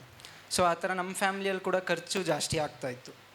ಸೊ ಅದನ್ನು ನಮ್ಮ ತಂದೆಯವರು ಅದನ್ನು ಅಫೋರ್ಡ್ ಮಾಡೋದಕ್ಕೆ ಆಗ್ತಾ ಇರಲಿಲ್ಲ. ಅವ್ರು ಬಂದ್ಬಿಟ್ಟು ಕಾರ್ಪೆಂಟ್ರಾಗಿ ವರ್ಕ್ ಮಾಡ್ತಾರೆ. ಸೊ ಹೋಗ್ತಾ ಈ ಕೊರೋನಾ ಟೈಮ್ ಕೂಡ ಬಂತು. ಸೊ ಆವಾಗ ತುಂಬ ಹೊಡೆತ ಆಯಿತು. ಲೈಕ್ ತುಂಬ ಜನಕ್ಕೆ ಕೆಲಸ ಸಿಗ್ತಾ ಇರಲಿಲ್ಲ. ಆ ಥರ ನಮ್ಮ ಅಪ್ಪ ಕೂಡ ಕೆಲಸ ಸಿಗ್ತಾ ಇರಲಿಲ್ಲ. ಸೊ ಅದರಿಂದ ನಮಗೆ ತುಂಬ ಅಂದರೆ ತುಂಬ ಕಷ್ಟ ಆಗ್ತಾಯಿತ್ತು. ಮನೆಯಲ್ಲಿ ಒಂದೊತ್ತಿಗೆ ಊಟ ತಿನ್ನೋದು ಕೂಡ ತುಂಬ ಕಷ್ಟ ಆಗ್ತಾಯಿತ್ತು. ಅಷ್ಟೊಂದು ಬಡತನದಲ್ಲಿದ್ವಿ. ಸೊ ಆ ಸ್ಥಿತಿಯಲ್ಲಿ ನಮ್ಮ ಅಪ್ಪ ಬಂದ್ಬಿಟ್ಟು ಫ್ಯಾಮ್ಲಿನ ಹೆಂಗಾದ್ರೂ ನಡೆಸ್ಬೇಕಲ್ಲ ಅಂತ ಹೇಳ್ಬಿಟ್ಟು ಒಂದು ಕಡೆ ಸಾಲ ಮಾಡಿದ್ರು. ನಮಗೆ ಗೊತ್ತಿಲ್ದಿರೋ ಫ್ಯಾಮ್ಲಿಗೆ ಯಾರಿಗೂ ಹೇಳ್ದಿರೋ ಒಂದು ಕಡೆ ಸಾಲ ಮಾಡಿದ್ರು. ಸೊ ಆ ಸಾಲನ ತೀರ್ಸೋದಕ್ಕೆ ಹೋಗಿ ಒಂದೊಂದಾಗಿ ಸಾಲ ಮಾಡಿ ಲಾಸ್ಟ್ಗೆ 10 lakhsವರೆಗೂ ನಮ್ಮ ಅಪ್ಪ ಸಾಲ ಮಾಡಿದರು. ಸೊ ಅದು ತೀರ್ಸೋದಕ್ಕೆ ಆಗದೆ ಇರೋ ಕಾರಣದಿಂದ ಒಂದೊಂದಾಗಿ ಸಾಲ ಮಾಡಿ ಅಷ್ಟುವರೆಗೂ ತೊಗೊಂಡಿದ್ದು. ಅದು ಬಂದ್ಬಿಟ್ಟು ನಮ್ಮ ಮನೇಲಿ ಯಾರಿಗೂ ಗೊತ್ತಿರಲಿಲ್ಲ. ಆದರೆ ಹೆಂಗೋ ನಮ್ಮಪ್ಪ ಅಷ್ಟು ಸಾಲ ಮಾಡಿ ನಮ್ಮನ್ನು ಪೋಷಿಸ್ತಾಯಿದ್ರು, ಅದು ಯಾರಿಗೂ ಗೊತ್ತಿರಲಿಲ್ಲ. ಸೊ ಹೋಗ್ತಾ ನಮ್ಮ ಸ್ಕೂಲಿಂಗ್ ಎಲ್ಲ ಮುಗೀತು. ನಾನೊಂದು ಕಡೆ ಡಿಪ್ಲೊಮೊ ಕೋರ್ಸ್ ಅಂತ ತೊಗೊಂಡೆ. So diploma in aviation and hospitality ಅಂತ, ಅದು 1 year ಕೋರ್ಸು. ಸೊ ಆ ಕೋರ್ಸ್ನ ಮುಗಿಸ್ಬಿಟ್ಟು ಇಮಿಡಿಯೇಟಾಗಿ ನಾನು ಜಾಬ್ ಅಪ್ಲೈ ಮಾಡ್ಬೋದಾಗಿತ್ತು. ಸೊ ಯಾಕಂದರೆ ನಾನು ಆ ಥರ ಎಂತಕ್ಕೆ ಡಿಸಿಷನ್ ತೊಗೊಂಡೆ ಅಂದರೆ ಮನೇಲಿ ಅಷ್ಟೊಂದು ಕಷ್ಟ ಇತ್ತು. ನನ್ನ ಹೈಯರ್ ಎಜುಕೇಷನ್ಸ್ ಕೂಡ ಅಫೋರ್ಡ್ ಮಾಡೋದಕ್ಕಾಗ್ತಾ ಇರಲಿಲ್ಲ ಮನೇಲಿ. ಸೊ ನಾನು ಒಂದು ಪಿಲ್ಲರಾಗಿ ಫ್ಯಾಮ್ಲಿಗೆ ನಿಂತ್ಕೋಬೇಕಾಗಿತ್ತು. ಸೊ ಅದರಿಂದ ನಾನು ಆ ಡಿಸಿಷನ್ ತೊಗೊಂಡೆ. ಬಟ್ ನನ್ನ ಮೇಯ್ನ್ ಏಮ್ ಬಂದ್ಬಿಟ್ಟು ಹೈಯರ್ ಎಜುಕೇಷನ್ಸ್ ಕಂಪ್ಲೀಟ್ ಮಾಡಿ ನನ್ನ ಡ್ರೀಮ್ ಬಂದು CPL ತೊಗೋಬೇಕು ಅಂತ, ಪೈಲಟ್ ಆಗಬೇಕು ಅಂತ. ಸೊ ಅದು ಕೂಡ ಅಫೋರ್ಡ್ ಮಾಡೋದಕ್ಕಾಗ್ತಾ ಇರಲಿಲ್ಲ. ಸೊ ಆ ಥರ ನಾನು ಈ ಕೋರ್ಸ್ ತೊಗೊಂಡು ಆ ಕೋರ್ಸಲ್ಲಿ ಕೂಡ ಇನ್ಸ್ಟಿಟ್ಯೂಟಲ್ಲಿ ತುಂಬ ಅಂದರೆ ತುಂಬ ಹೋರಾಟ ಇರ್ತಾಯಿತ್ತು. ಒಂದೊಂದು ದಿನವೂ ಕ್ಲಾಸಸ್ಗೆ ಹೋಗ್ತಾ ಇರುವಾಗ ಏನಾದರೂ ಒಂದು ಮನೇಲಿ ಜಗಳ ಆಗ್ತಾಯಿತ್ತು. ಕ್ಲಾಸಸ್ಸಲ್ಲಿ ಒಂಥರ ನನಗೆ ಕ್ಲಾಸ್ ಕರೆಕ್ಟಾಗಿ ಅಟೆಂಡ್ ಮಾಡೋದಕ್ಕೂ ಆಗ್ತಾ ಇರಲಿಲ್ಲ, ಅಷ್ಟೊಂದು ಹೋರಾಟ ಇರ್ತಾಯಿತ್ತು. ಆವಾಗ ಬಂದು ಇನ್ನೇನು ಎಲ್ಲ ಲೈಕ್ ಲಾಸ್ಟ್ ಎಂಡಲ್ಲಿ ಇನ್ನೇನು ಕೋರ್ಸ್ ಮುಗಿಬೇಕಾಯಿತ್ತು. ಸೊ ಆವಾಗ ಇನ್ಸ್ಟಿಟ್ಯೂಟಿಂದನೇ ನನಗೆ ಒಬ್ಬರು ಸ್ನೇಹಿತ ಸಿಕ್ಕಿದ್ರು, ಆ್ಯರನ್ ಅಂತ. ಸೊ ಅವರಿಂದನೇ ನನಗೆ ಗ್ರೇಸ್ ಮಿನಿಸ್ಟ್ರೀಸ್ ಬಂತು. ಸೊ ಅವ್ರದ್ದು ನಿಜವಾಗ್ಲೂ ದೇವ್ರು ಕೊಟ್ಟ ಸ್ನೇಹಿತ ಅವರು. ಸೊ ಅವರಿಂದನೇ ಯಾಕಂದರೆ ಇನ್ಸ್ಟಿಟ್ಯೂಟಲ್ಲಿ ಇರ್ತಾ ಇರುವಾಗ ಅವ್ರು ನನ್ನ ಫ್ರೆಂಡ್ ಆಗಿದ್ದರು. ಸೊ ಆವಾಗ ನಾನು ಶೇರ್ ಮಾಡ್ಕೋತಾ ಇದ್ದೆ ಎಲ್ಲ, ಈ ಥರ ಪ್ರಾಬ್ಲಮ್ಸ್ ಎಲ್ಲ ಇರ್ತಾಯಿತ್ತು ಮನೆಯಲ್ಲಿ ಅಂತ ಹೇಳಿ. ಸೊ ಆವಾಗ ಅವ್ರು ಇನ್ನೂ ಗ್ರೇಸ್ ಮಿನಿಸ್ಟ್ರೀಸ್ ಅವ್ರಿಗೂ ಇನ್ನೂ ಗೊತ್ತಿರಲಿಲ್ಲ. ಸೊ ಆವಾಗ ಒಂದು ಸತಿ ಅವರು ಕೂಡ ಮನೇಲಿ ತುಂಬ ಹೋರಾಟ ಇರ್ತಾಯಿತ್ತು, ಅವ್ರಿಗೂ ಪ್ರಾಬ್ಲಮ್ಸ್ ಇರ್ತಾಯಿತ್ತು. ಸೊ ಅವರು ಕೂಡ ಒಂದು ಸತಿ ಗ್ರೇಸ್ ಮಿನಿಸ್ಟ್ರೀಸ್ ಮಂಗಳೂರು ಚರ್ಚ್ಗೆ ಅಟೆಂಡ್ ಮಾಡಿದರು ಫಸ್ಟ್ ಟೈಮ್. ಸೊ ಅದು ಅಟೆಂಡ್ ಮಾಡಿದರು. ಅವ್ರದ್ದು ಕೂಡ ಅವ್ರ ಫ್ಯಾಮ್ಲಿದು ಕೂಡ ಸಾಕ್ಷಿ ಇದೆ, ನೀವೆಲ್ಲರೂ ನೋಡಿಲ್ಲ ಅಂದರೆ ಪ್ಲೀಸ್ ನೋಡಿ. ಅದು ಅವ್ರಿಗೆ ದೇವ್ರು ಎಷ್ಟು ಕಾರ್ಯ ಮಾಡಿದ್ದಾರೆ ಅಂತ ಅವರು ಕೂಡ ಎಕ್ಸ್ಪ್ಲೇನ್ ಮಾಡಿದ್ದಾರೆ, ನೋಡಿ. ಸೊ ಆ ಥರ ಒಂದಿನ ಅವ್ರಿಗೂ ಬಿಡುಗಡೆ ಆಯಿತು ಮಂಗಳೂರು ಚರ್ಚ್ ಅಟೆಂಡ್ ಮಾಡಿ. ಸೊ ಆ ಥರ ನನಗೆ ಬಂದು ಒಂದಿನ ಹೇಳಿದ್ರು, ನೋಡಿ ಬ್ರೋ ಈ ಥರ ಚರ್ಚ್ ಇದೆ ಗ್ರೇಸ್ ಮಿನಿಸ್ಟ್ರೀಸ್ ಅಂತ. ಸೊ ನಿಮಗೂ ತುಂಬ ಹೋರಾಟಗಳಿದೆಯಲ್ಲ ಮನೆಯಲ್ಲಿ, ಬಂದು ಒಂದು ಸತಿ ಅಟೆಂಡ್ ಮಾಡಿ, ದೇವರು ನಿಮಗೆ ಕಾರ್ಯ ಮಾಡ್ತಾರೆ ಅಂತ. ಅಪ್ಪ ವಾಕ್ಯ ಹೇಳೋದಕ್ಕೆ ಸ್ಟಾರ್ಟ್ ಮಾಡಿದ್ರು. ಆವಾಗೇನು ನನಗೊಂದು ಸ್ವಲ್ಪ ಕ್ವಶನ್ಸ್ ಇರ್ತಾಯಿತ್ತು ಮೈಂಡಲ್ಲಿ. ಆ ಕ್ವಶನ್ಸ್ ಎಲ್ಲ ಅವತ್ತೊಂದು ದಿನ ಆನ್ಸರ್ ಆಯಿತು. ಫಸ್ಟ್ ದಿನ ಬಂದಾಗಲೇ ನನಗೆ ಆನ್ಸರ್ ಸಿಕ್ತು ಅಪ್ಪ ವಾಕ್ಯ ಹೇಳಿದ್ರಲ್ಲಿ. ಸೊ ಆ ಥರ ಆಗ್ತಾ ಅದು ಮುಗೀತು. ಅವತ್ತಿನ ದಿನ ಲಂಚ, ಕೆಳಗಡೆ ಊಟದ ವ್ಯವಸ್ಥೆ ಇತ್ತು. ಊಟ ಮುಗ್ದಿದ ನಂತರ ಕೌನ್ಸಿಲಿಂಗ್ ಬಂದೆ. ನಾನು ಕೌನ್ಸಿಲಿಂಗಲ್ಲಿ ಇಲ್ಲಿ ಬಂದು ಕೂತಿದ್ದೆ. ನಾನಲ್ಲಿ ನನಗೇನೋ ಒಂಥರ ಫೀಲಿಂಗ್, ಲೈಕ್ ಬಂದು ನಾನು ಏನಾದರೂ ವರ್ಕ್ ಮಾಡಬೇಕಲ್ಲ ಇಲ್ಲಿ, ನನಗೆ ಕೂತ್ಕೊಳ್ಳೋದಕ್ಕಾಗ್ತಾಯಿಲ್ಲ ಇಲ್ಲಿ. ಫಸ್ಟ್ ದಿನವೇ ಏನೋ ಒಂದು ಮಾಡಬೇಕಲ್ಲ ಇಲ್ಲಿ ಚರ್ಚಲ್ಲಿ, ಏನೋ ಒಂದು ವರ್ಕ್ ಮಾಡಬೇಕಲ್ಲ ಅಂತ ಅನ್ನಿಸ್ತು. ಆ ಥರ ಬಂದು ನಾನು ಆ್ಯರನ್ನ ಕೇಳಿದೆ. ಅವಾಗ ಆ್ಯರನ್ ವಾಲಂಟಿಯರಾಗಿ ವರ್ಕ್ ಮಾಡ್ತಾಯಿದ್ರು.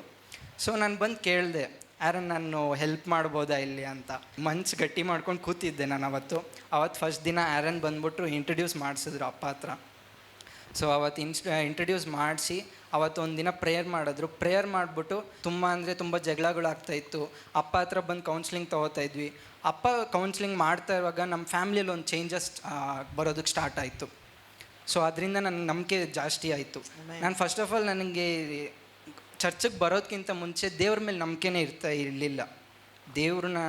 ನಾನು ದೇವ್ರ ಮೇಲೆ ಅಷ್ಟೊಂದು ನಂಬಿಕೆನೇ ಇಕ್ಕಿರಲಿಲ್ಲ. ದೇವರು ಅಂದರೆ ಏನೋ ಒಂದು ಪವರ್ ಅಂದ್ಕೊಂಡು ನಾನು ಬಿಟ್ಬಿಟ್ಟಿದ್ದೆ ಅಷ್ಟೇ. ಸೊ ನಾನು ಯಾವಾಗ ಚರ್ಚಿಗೆ ಇಲ್ಲಿ ಬಂದೋ, ಗ್ರೇಸ್ ಮಿನಿಸ್ಟ್ರೀಸ್ಗೆ ಬಂದೋ, ದೇವರ ಮಹಿಮೆ ತಿಳ್ಕೊಂಡೆ. ನಾನು ದೇವ್ರ ಮಹಿಮೆ ಮಾಡೋದು ತಿಳ್ಕೊಂಡೆ. ದೇವರ ಅದ್ಭುತಗಳು ಯಾವ ರೀತಿಯಲ್ಲಿ ಮಾಡ್ತಾರೆ ಅಂತ ಒಂದಿನೂ ನಾನು ಅಂದ್ಕೊಂಡಿರಲಿಲ್ಲ ಈ ಥರ ಎಲ್ಲ ಮಾಡ್ತಾರೆ ಅಂತ. ಬಟ್ ದೇವರು ನನ್ನ ಅಲ್ಲಿಂದ ಎಲ್ಲಿದ್ದವನ್ನ ನಾನು ಇಲ್ಲಿ ಕರ್ಕೊಂಬಂದು ಈ ಥರ ಸೂಟ್ ಬೂಟ್ ಹಾಕಿ ನಿಲ್ಲಿಸಿದ್ದಾರೆ. ನನಗೆ ಈ ಥರ ಫಾರ್ಮಲ್ಸಲ್ಲಿ ಕೂಡ ನನಗೆ ಈ ಥರ ಬಟ್ಟೆ ತೊಗೊಳ್ಳೋದು ಕೂಡ ನನ್ನ ಹತ್ರ ಕಾಸಿರಲಿಲ್ಲ. ಈ ಸೂಟ್ ಹಾಕ್ಕೊಂಡಿರೋದು ಕೂಡ ಅಪ್ಪಯಿಂದಾನೆ, ಅಪ್ಪ ಬ್ಲೆಸ್ಸಿಂಗ್ಸಿಂದಾನೆ ನಾನು ಈ ಸೂಟ್ ಕೂಡ ಹಾಕ್ಕೊಂಡಿರೋದು. ಸೊ ಅಷ್ಟೊಂದು ದೇವ್ರ ನಾಮಕ್ಕೆ ಸ್ತೋತ್ರವಾಗಲಿ. ಸೊ ಅಷ್ಟೊಂದು ಕಷ್ಟದಲ್ಲಿದ್ದು ಅಪ್ಪ ಅಮ್ಮ ಎಲ್ಲ ಚೇಂಜಸ್ ನಾನು ಕಂಡೆ ಆವಾಗ. ಸೊ ಅವಾಗಿಂದ ದೇವ್ರಿಗೋಸ್ಕರ ನಾನು ನಿಲ್ತೀನಿ ಅನ್ನೋ ಒಂದು ದೃಢ ಸಂಕಲ್ಪದಿಂದ ನಾನು ದೇವ್ರಿಗೋಸ್ಕರ ನಿಂತೆ, ಇವಾಗಲೂ ನಿಂತಿದ್ದೀನಿ. ಸೊ ದೇವ್ರಿಗೋಸ್ಕರ ನಾನು ಇದು ಮಾಡೋದ್ರಿಂದ ನಾನು ತುಂಬ ಅದ್ಭುತಗಳಾಗ್ತೈತೆ. ಸೊ ನಾನು ಏನು ಹೇಳೋದಕ್ಕೆ ಬರ್ತೀನಿ ಅಂದರೆ, ನೀವೇನೇ ಮಾಡಿದ್ರೇನು ಸ್ಟಾರ್ಟಿಂಗಲ್ಲೇ ನಿಮಗೆಲ್ಲ ಅದ್ಭುತಗಳಾಗ್ಬಿಡಲ್ಲ. ದೇವ್ರು ನಿಮ್ಮನ್ನು ಪರೀಕ್ಷೆ ಮಾಡ್ತಾರೆ. ಆ ಪರೀಕ್ಷೆ ನೀವು ದೇವ್ರ ಜೊತೆ ನಿಂತ್ಕೊಂಡ್ರೆ ನಿಜವಾಗ್ಲೂ ದೇವರು ಲಾಸ್ಟ್ವರೆಗೂ ನಿಮಗೆ ಡಬಲ್ ಅದ್ಭುತಗಳು ಮಾಡ್ತಾನೆ ಇರ್ತಾರೆ. ಒಂದಲ್ಲ ಒಂದು ರೀತಿಯಲ್ಲಿ ಅದ್ಭುತಗಳು ಮಾಡ್ತಾನೆ ಇರ್ತಾರೆ. ನಾವು ಒಂದು ಅಂದ್ಕೊಂಡ್ರೆ ದೇವರು 2-3 ನಿಮ್ಗೆ ಅದ್ಭುತಗಳು ಮಾಡ್ತಾನೆ ಇರ್ತಾರೆ. ಸೊ ಆ ಥರ ನೀವು ದೇವ್ರಿಗೋಸ್ಕರ ನಿಲ್ಲಲೇಬೇಕು. ಸೊ ಆ ಥರ ನಿಂತ್ರೇ ನಿಮ್ಗೆ ಅದ್ಭುತಗಳು ನಡೆಯೋದು. ಇಲ್ಲಾಂದರೆ ಏನೂ ನಡೆಯಲ್ಲ. ದೇವ್ರಿಗೋಸ್ಕರ ನೀವು ನಿಲ್ಲಬೇಕು. ಸೊ ಆ ಥರ ಚರ್ಚಲ್ಲಿ ನಾನು ಈ ಥರ ವಾಲಂಟಿಯರ್ ಕೆಲಸ ಮಾಡ್ಕೊಂಬರ್ತಾಯಿದ್ದೆ. ಮಾಡ್ತಾ ನನಗೆ ಲೈಕ್ ಹೈಯರ್ ಎಜುಕೇಷನ್ಸ್ ಕಂಟಿನ್ಯೂ ಮಾಡಬೇಕು ಅಂತ ಒಂದು ಥಾಟ್ ಬಂತು. ಪ್ರೇಯರ್ ಮಾಡ್ತಾ ಇರುವಾಗ ನನಗೆ ದೇವರು ಅದು ಒಂಥರ ವಿಷನ್ ಥರ ಇದು ಮಾಡಿದ್ರು. ಸೊ ಪಪ್ಪ ಹತ್ರ ಡಿಸ್ಕಸ್ ಮಾಡಿದೆ, ಪಪ್ಪ ನಾನು ಈ ಥರ ಹೈಯರ್ ಎಜುಕೇಷನ್ಸ್ ಲೈಕ್ ಕಂಟಿನ್ಯೂ ಮಾಡ್ಬೋದಾ, ಡಿಗ್ರಿ ಅಂತ ಮಾಡ್ಬೋದಾ ಅಂತ. ಸೊ ಪಪ್ಪ ಎತ್ಕೊಂಡು ಮಾಡಪ್ಪ ಅಂತ ಹೇಳಿದ್ರು. ಬಟ್ ನನಗೆ ಯಾವುದೇ ರೀತಿ ಸೋರ್ಸ್ ಇಲ್ಲ, ಫೀಸ್ ಕಟ್ಟೋದಕ್ಕೆ ಯಾವುದೇ ರೀತಿ ಸೋರ್ಸ್ ಇಲ್ಲ ನನ್ನ ಹೈಯರ್ ಎಜುಕೇಷನ್ ಕಂಟಿನ್ಯೂ ಮಾಡೋದಕ್ಕೆ. ಲೈಕ್ ನಾನು ಇನ್ಸ್ಟಿಟ್ಯೂಟ್ ಮುಗ್ದಾದ್ಮೇಲೆ 2 ಇಯರ್ಸ್ ನಾನು ವೇಸ್ಟ್ ಮಾಡಿದ್ದೀನಿ. ಲೈಕ್ ಜಾಬ್ಗೋಸ್ಕರನೇ ನಾನು ಹುಡುಕಿ ಒಂದು ಕಡೆನೂ ಜಾಬ್ ಸಿಗಲಿಲ್ಲ. ನನಗೆ ಅಷ್ಟೊಂದು ಇದಾಯಿತು. ನಾನು ಲಾಸ್ಟಿಗೆ ಸ್ವಿಗ್ಗಿ ಝೊಮ್ಯಾಟೊ ಮಾಡೋ ಅಷ್ಟು ರೀತಿವರೆಗೂ ಹೋಗ್ಬಿಟ್ಟಿದ್ದೆ ನಾನು. ಅಷ್ಟೊಂದು ಕಷ್ಟ ಇತ್ತು, ಅಷ್ಟೊಂದು ಫ್ಯಾಮ್ಲಿಗೋಸ್ಕರ ಹೆಲ್ಪ್ ಮಾಡಬೇಕಾಯಿತು. ಸೊ ಆ ಥರ 2 ವರ್ಷದ ನಂತರ ಅಷ್ಟೊಂದು ಕಷ್ಟ ಇದ್ದಿತ್ತು. ಸೊ ಲಾಸ್ಟಿಗೆ ಇಲ್ಲಿ ಚರ್ಚಿಗೆ ಬಂದಾದಮೇಲೆ ಅಪ್ಪ ಹತ್ರ ಡಿಸ್ಕಸ್ ಮಾಡಿದೆ ಅದ್ರ ಬಗ್ಗೆ. ಸೊ ನಾ ಏನು ಮಾಡೋದು, ಯಾವ ಸೋರ್ಸ್ ಇಲ್ವಲ್ಲ, ಹೆಂಗೆ ಮಾಡೋದು, ಮನೇಲಿ ಕೂಡ ಏನೇ ಇದಿಲ್ವಲ್ಲ ಅಂತ ಹೇಳೋದು. ಸೊ ಆವಾಗ ಒಂದು ಗೊತ್ತಾಯಿತು, ಲೈಕ್ ಚರ್ಚಲ್ಲಿ ಈ ಥರ ಅಪ್ಲಿಕೇಶನ್ ಹಾಕಿದ್ರೆ ಎಜುಕೇಷನ್ಗೆ ಹೆಲ್ಪ್ ಮಾಡ್ತಾರೆ ಅಂತ ಒಂದು ಇದ್ರಲ್ಲಿ ಗೊತ್ತಾಯಿತು. ಸೊ ಅದರಿಂದ ನಾನು ಅಪ್ಪ ಹತ್ರ ಹೋಗಿ ಕೇಳಿದ್ದೆ, ಅಪ್ಪ ನನಗೆ ಈ ಥರ ಹೈಯರ್ ಎಜುಕೇಷನ್ಸ್ ಕಂಟಿನ್ಯೂ ಮಾಡಬೇಕು, ಸೊ ನಿಮ್ಮ ಕೈಯಿಂದ ಹೆಲ್ಪ್ ಆಗುತ್ತಾ ಅಪ್ಪ ಅಂತ. ಅಪ್ಪ ಒಂದೇ ಮಾತು ಹೇಳಿದ್ರು, ಅಪ್ಲಿಕೇಶನ್ ಹಾಕಪ್ಪ, ನಾನು ಹೆಲ್ಪ್ ಮಾಡ್ತೀನಿ ಅಂತ ಹೇಳಿದ್ರು. ಸೊ ಅದೇ ರೀತಿಯಲ್ಲಿ ನಾನು ಅಪ್ಲಿಕೇಶನ್ ಹಾಕಿದೆ. ಬಟ್ ನನಗೆ ಎಕ್ಸ್ಪೆಕ್ಟೇಷನ್ ಇರಲಿಲ್ಲ, ಲೈಕ್ ನನಗೆ ಅಪ್ಲಿಕೇಶನ್ ಆ್ಯಕ್ಸೆಪ್ಟ್ ಮಾಡ್ತಾರೆ, ನನಗೆ ಬರುತ್ತೆ ಅಂತ. ಬಟ್ ನಮ್ಮ ಮನಸ್ಸಲ್ಲಿ ಅನ್ಕೋತಾ ಇದ್ದೆ, ಅಪ್ಪ ಆ್ಯಕ್ಸೆಪ್ಟ್ ಮಾಡಬೇಕದು, ನನಗೆ ಅಪ್ಲಿಕೇಶನ್ ಬರಬೇಕು ಅಂತ. ಸೊ ಯಾಕಂದರೆ ನನ್ನ ಅದು ಗೋಲ್, ಅದು ನಾನು ಡಿಗ್ರಿ ಮಾಡಬೇಕು ಅಂತ ನನಗಿದ್ದಿತ್ತು. ಸೊ ಆ ಥರ ದೇವರು ಅದ್ಭುತ ಮಾಡಿಬಿಟ್ರು. ನನಗೆ ಗೊತ್ತಿಲ್ಲ, ಎಕ್ಸ್ಪೆಕ್ಟೇಷನ್ ಮಾಡಿಲ್ಲ. ಅಪ್ಪ ಬಂದ್ಬಿಟ್ಟು ಆ್ಯಕ್ಸೆಪ್ಟ್ ಮಾಡಿದ್ರು. ಇವಾಗ ಇಷ್ಟೊಂದು ಅಪ್ಪ ಆ್ಯನಿವರ್ಸರಿ ದಿನ ನನಗೆ ಚೆಕ್ ಕೊಟ್ಟು ಈ ಥರ ಎಲ್ಲ ಮಾಡ್ತಾರೆ ಅಂತ ನಿಜ ನಾನು ಅಂದ್ಕೊಂಡಿರಲಿಲ್ಲ. ಅದೊಂದು ಅದ್ಭುತನೇ ನನಗೆ. ನಿಜವಾಗ್ಲೂ ದೇವರು ಯಾವ ರೀತಿಯಲ್ಲಿ ಕಾರ್ಯ ಮಾಡ್ತಾರೆ ಅಂದರೆ ನಿಜ ಗೊತ್ತಾಗೋದೇ ಇಲ್ಲ. ಸೊ ದೇವ್ರ ನಾಮಕ್ಕೆ ಸ್ತೋತ್ರವಾಗಲಿ. ಈ ಥರ ಲೈಕ್ ತುಂಬ ಜನ ಇದ್ದೀರಾ, ತುಂಬ ಇಲ್ಲೇ ಕೂತಿರೋರೆ ತುಂಬ ಸ್ಟೂಡೆಂಟ್ಸ್ ಇದ್ದೀರಾ. ಲೈಕ್ ನಿಮ್ಮ ಫ್ಯಾಮ್ಲಿ ಫೈನಾನ್ಷಿಯಲಿ ಲೋ ಆಗಿ ನಿಮ್ಮ ಫ್ಯಾಮ್ಲಿ ಪ್ರಾಬ್ಲಮ್ಸಿಂದ ತುಂಬ ಜನ ನಿಮ್ಗೆ ಹೈಯರ್ ಎಜುಕೇಷನ್ ಕಂಟಿನ್ಯೂ ಮಾಡೋದಕ್ಕಾಗದೇ ಇರೋರು, ನಿಮ್ಮ ಡ್ರೀಮ್ಸ್ನ ಅಚೀವ್ ಮಾಡದೇ ಇರೋರು ತುಂಬ ಜನ ಇದ್ದೀರಾ. ಸೊ ಆ ಥರ ಇರೋರು ನೀವಿಲ್ಲಿ ಬಂದು ದೇವ್ರಿಗೋಸ್ಕರ ನಿಂತು ದೇವ್ರಿಗೆ ನೀವು ಪ್ರೇಯರ್ ಮಾಡಿದ್ರೆ ನಿಜ ದೇವರು ನಿಮಗೆ ಕಾರ್ಯ ಮಾಡೇ ಮಾಡ್ತಾರೆ. ದೇವರು ನಿಮ್ಗೆ ಯಾವುದೇ ರೀತಿಯಲ್ಲಿ ಸಹಾಯ ಮಾಡೇ ಮಾಡ್ತಾರೆ. ಸೊ ಆ ಥರ ನನಗಿವಾಗ ಅಪ್ಪ ಮುಖಾಂತರ ದೇವರು ನನಗೆ ಸಹಾಯ ಮಾಡಿದ್ರು. ಸೊ ನಾನು ಅದಕ್ಕೆ ತುಂಬ ಅಂದರೆ ತುಂಬ ಥ್ಯಾಂಕ್ಫುಲ್ ಆಗಿದ್ದೀನಿ. ಪಪ್ಪ ಮಮ್ಮಿ ಆಗಲಿ ಐಸಗಣ್ಣ ಆಗಲಿ ತುಂಬ ಹೆಲ್ಪ್ ಮಾಡಿದ್ರು. ಅವ್ರ ಪ್ರೇಯರ್ಸಿಂದ ಅವ್ರ ಬ್ಲೆಸ್ಸಿಂಗ್ಸಿಂದ ನಾನು ಇಲ್ಲಿ ನಿಂತಿರೋದು. ಇಲ್ಲ ಅಂದರೆ ನಾನು ಏನೂ ಇಲ್ಲ. ಮಮ್ಮಿ ಪ್ರೇಯರ್ಸು, ಮಮ್ಮಿ ಬ್ಲೆಸ್ಸಿಂಗ್ಸು ಮತ್ತು ಐಸಕಣ್ಣ ಸಪೋರ್ಟ್ ಕೊಡೋದು. ನಾನು ಒಂದೊಂದು ದಿನಾನು ಈ ಥರ ಫೋಟೋ ತೆಗಿತಾ ಇರುವಾಗ ಐಸಕಣ್ಣ ಎಷ್ಟು ಸಪೋರ್ಟ್ ಕೊಡ್ತಾರೆ ಅಂದರೆ, ನಾನು ಒಂದೊಂದು ಸತಿ ಲೋ ಆಗಿರ್ತೀನಿ, ಲೈಕ್ ಫೋಟೋಸ್ ಕರೆಕ್ಟಾಗಿ ಬಂದಿದೆಯಾ ಇಲ್ವಾ ಅಂತ. ಬಟ್ ಐಸಗಣ್ಣ ಒಂದೊಂದು ಫೋಟೋನು ನೋಡ್ಬಿಟ್ಟು ತುಂಬ ಚೆನ್ನಾಗಿ ತೆಗ್ದಿದ್ಯಪ್ಪ, ನೀನು ಕ್ಯಾಮ್ರಲ್ಲಿ ತೆಗಿಯೋ ಥರ ತೆಗಿತೀಯಾ ಅಂತ ಸಪೋರ್ಟ್ ಕೊಟ್ಟು ನನಗೆ ಪುಷ್ ಮಾಡ್ತಾಯಿದ್ರು. ಆ ಥರ ಸಪೋರ್ಟ್ ಮಾಡ್ತಾಯಿದ್ರು. ಸೊ ಈ ಥರ ನನಗೊಂದು ಸ್ಪಿರಿಚುವಲ್ ಫ್ಯಾಮ್ಲಿ ಸಿಗೋದಕ್ಕೆ ನಾನು ತುಂಬ ಅಂದರೆ ತುಂಬ ಋಣಪಟ್ಟಿದ್ದೀನಿ. ಸೊ ದೇವ್ರು ನಮಗೆ ಸ್ತೋತ್ರವಾಗಲಿ. Thank you. ದೇವ್ರು ಮಾಡಿದ ಕಾರ್ಯಕ್ಕೆ ನಾನು ತುಂಬ ಅಂದರೆ ತುಂಬ ಏನು ಹೇಳೋದಂತ ಗೊತ್ತಾಗ್ತಾ ಇಲ್ಲ, ಅಷ್ಟೊಂದು ಋಣವಾಗಿದ್ದೀನಿ. So thank you all. Thank you papa, mummy, ಐಸಕಣ್ಣ, thank you all. Papa church ಬಗ್ಗೆ ಹೇಳಬೇಕು ಅಂದರೆ ನನಗೆ ವರ್ಡ್ಸೇ ಸಿಗ್ತಾಯಿಲ್ಲ ಪಪ್ಪ. ಅಷ್ಟೊಂದು ಹೃದಯದಲ್ಲಿ ನಾನು ಲೈಕ್ ವರ್ಣಿಸ್ಬೋದು, ಆದರೆ ನನಗೆ ವರ್ಡ್ಸ್ ನನಗೆ ಬರ್ತಾಯಿಲ್ಲ ಬಾಯಲ್ಲಿ. ಅಷ್ಟೊಂದು ಕಾರ್ಯ ಚರ್ಚ್ ಮುಖಾಂತರ ನನಗಾಗಿದೆ ಪಪ್ಪ. ಚರ್ಚಿಗೆ ಬರೋದ್ರಿಂದ ನನಗೆ ಎಷ್ಟೊಂದು ಕಾರ್ಯ ಅದ್ಭುತಗಳಾಗಿದೆ ಅಂದರೆ ಹೇಳೋದಕ್ಕಾಗಲ್ಲ ಪಪ್ಪ. ನಿಜವಾಗ್ಲೂ ಚರ್ಚ್ ಬಂದ್ಬಿಟ್ಟು ನನಗೊಂದು ಬ್ಲೆಸ್ಸಿಂಗೇ ಪಾಪ. ಗ್ರೇಸ್ ಮಿನಿಸ್ಟ್ರೀಸ್ ಬಂದ್ಬಿಟ್ಟು ನನಗೆ ಬ್ಲೆಸ್ಸಿಂಗೇ ಅಪ್ಪ. ದೇವರು ನನ್ನ ಇಲ್ಲಿ ಕರ್ಕೊಂಬಂದಿದ್ದಾರೆ ಪಾಪ. ನಾನು ಆದರೆ ಅದು ಇನ್ಸ್ಟಿಟ್ಯೂಟ್ ಮುಗಿಸ್ಬಿಟ್ಟು ನಾನು ಏನಾದ್ರು ಕೆಲ್ಸಕ್ಕೆ ಹೋಗಿದ್ದಿದ್ರೆ ನಿಜವಾಗ್ಲೂ ನಾನು ಇಲ್ಲಿ ಬರೋದಕ್ಕೆ ಸಾಧ್ಯ ಆಗ್ತಾ ಇರಲಿಲ್ಲಪ್ಪ. ನಿಜವಾಗ್ಲೂ ದೇವರು ಕಾರ್ಯ ನಿಜವಾಗ್ಲೂ ಒಂದು ಹಿಂದೆ ಪ್ಲ್ಯಾನ್ ಇಕ್ಕಿರ್ತಾರೆ ದೇವ್ರು ಯಾವಾಗಲೂ. ಸೊ ಆ ಪ್ಲ್ಯಾನ್ ಯಾವಾಗಲೂ ಅದನ್ನು ಭಯಪಡ್ದಿರ ಹಿಂದೆ ಇದು ಮಾಡ್ದಿರ ದೇವ್ರನ್ನ ನಂಬ್ಕೊಂಡು ಬಂದರೆ ನಿಜವಾಗ್ಲೂ ಪ್ಲ್ಯಾನ್ ನಡೆಯುತ್ತೆ ಅನ್ನೋದಕ್ಕೆ ನಾನೇ ಸಾಕ್ಷಿ. ಸೊ ನಾನು ಇಲ್ಲಿ ನಿಂತಿದ್ದೀನಿ ಅಂದರೆ ದೇವ್ರು ಮಾಡಿದ್ದಿದೆ ಪ್ಲ್ಯಾನಿಂದಾನೆ. ಸೊ ಅದಕ್ಕೆ ದೇವ್ರ ನಾಮಕ್ಕೆ ಸ್ತೋತ್ರವಾಗಲಿ. ನನಗೆ ಭಯ ಆಗ್ತಾಯಿದೆ, ಒಂದು ಪೈಲಟ್ ಆಗ್ತಾನೆ ಪ್ರೀಚರ್ ಆಗ್ತಾರೆ ಅಂತೇಳಿ. ನಮ್ಮ ಸಭೆಯಲ್ಲಿ IASಗಳು IPSಗಳು ಪೈಲಟ್ಸ್ಗಳು ಆಗುವಂಥ ಜನ್ರೇಷನ್ಗಳನ್ನ ಗ್ರೇಸ್ ಮಿನಿಸ್ಟ್ರಿ ರೆಡಿ ಮಾಡ್ತಾ ಇದೆ.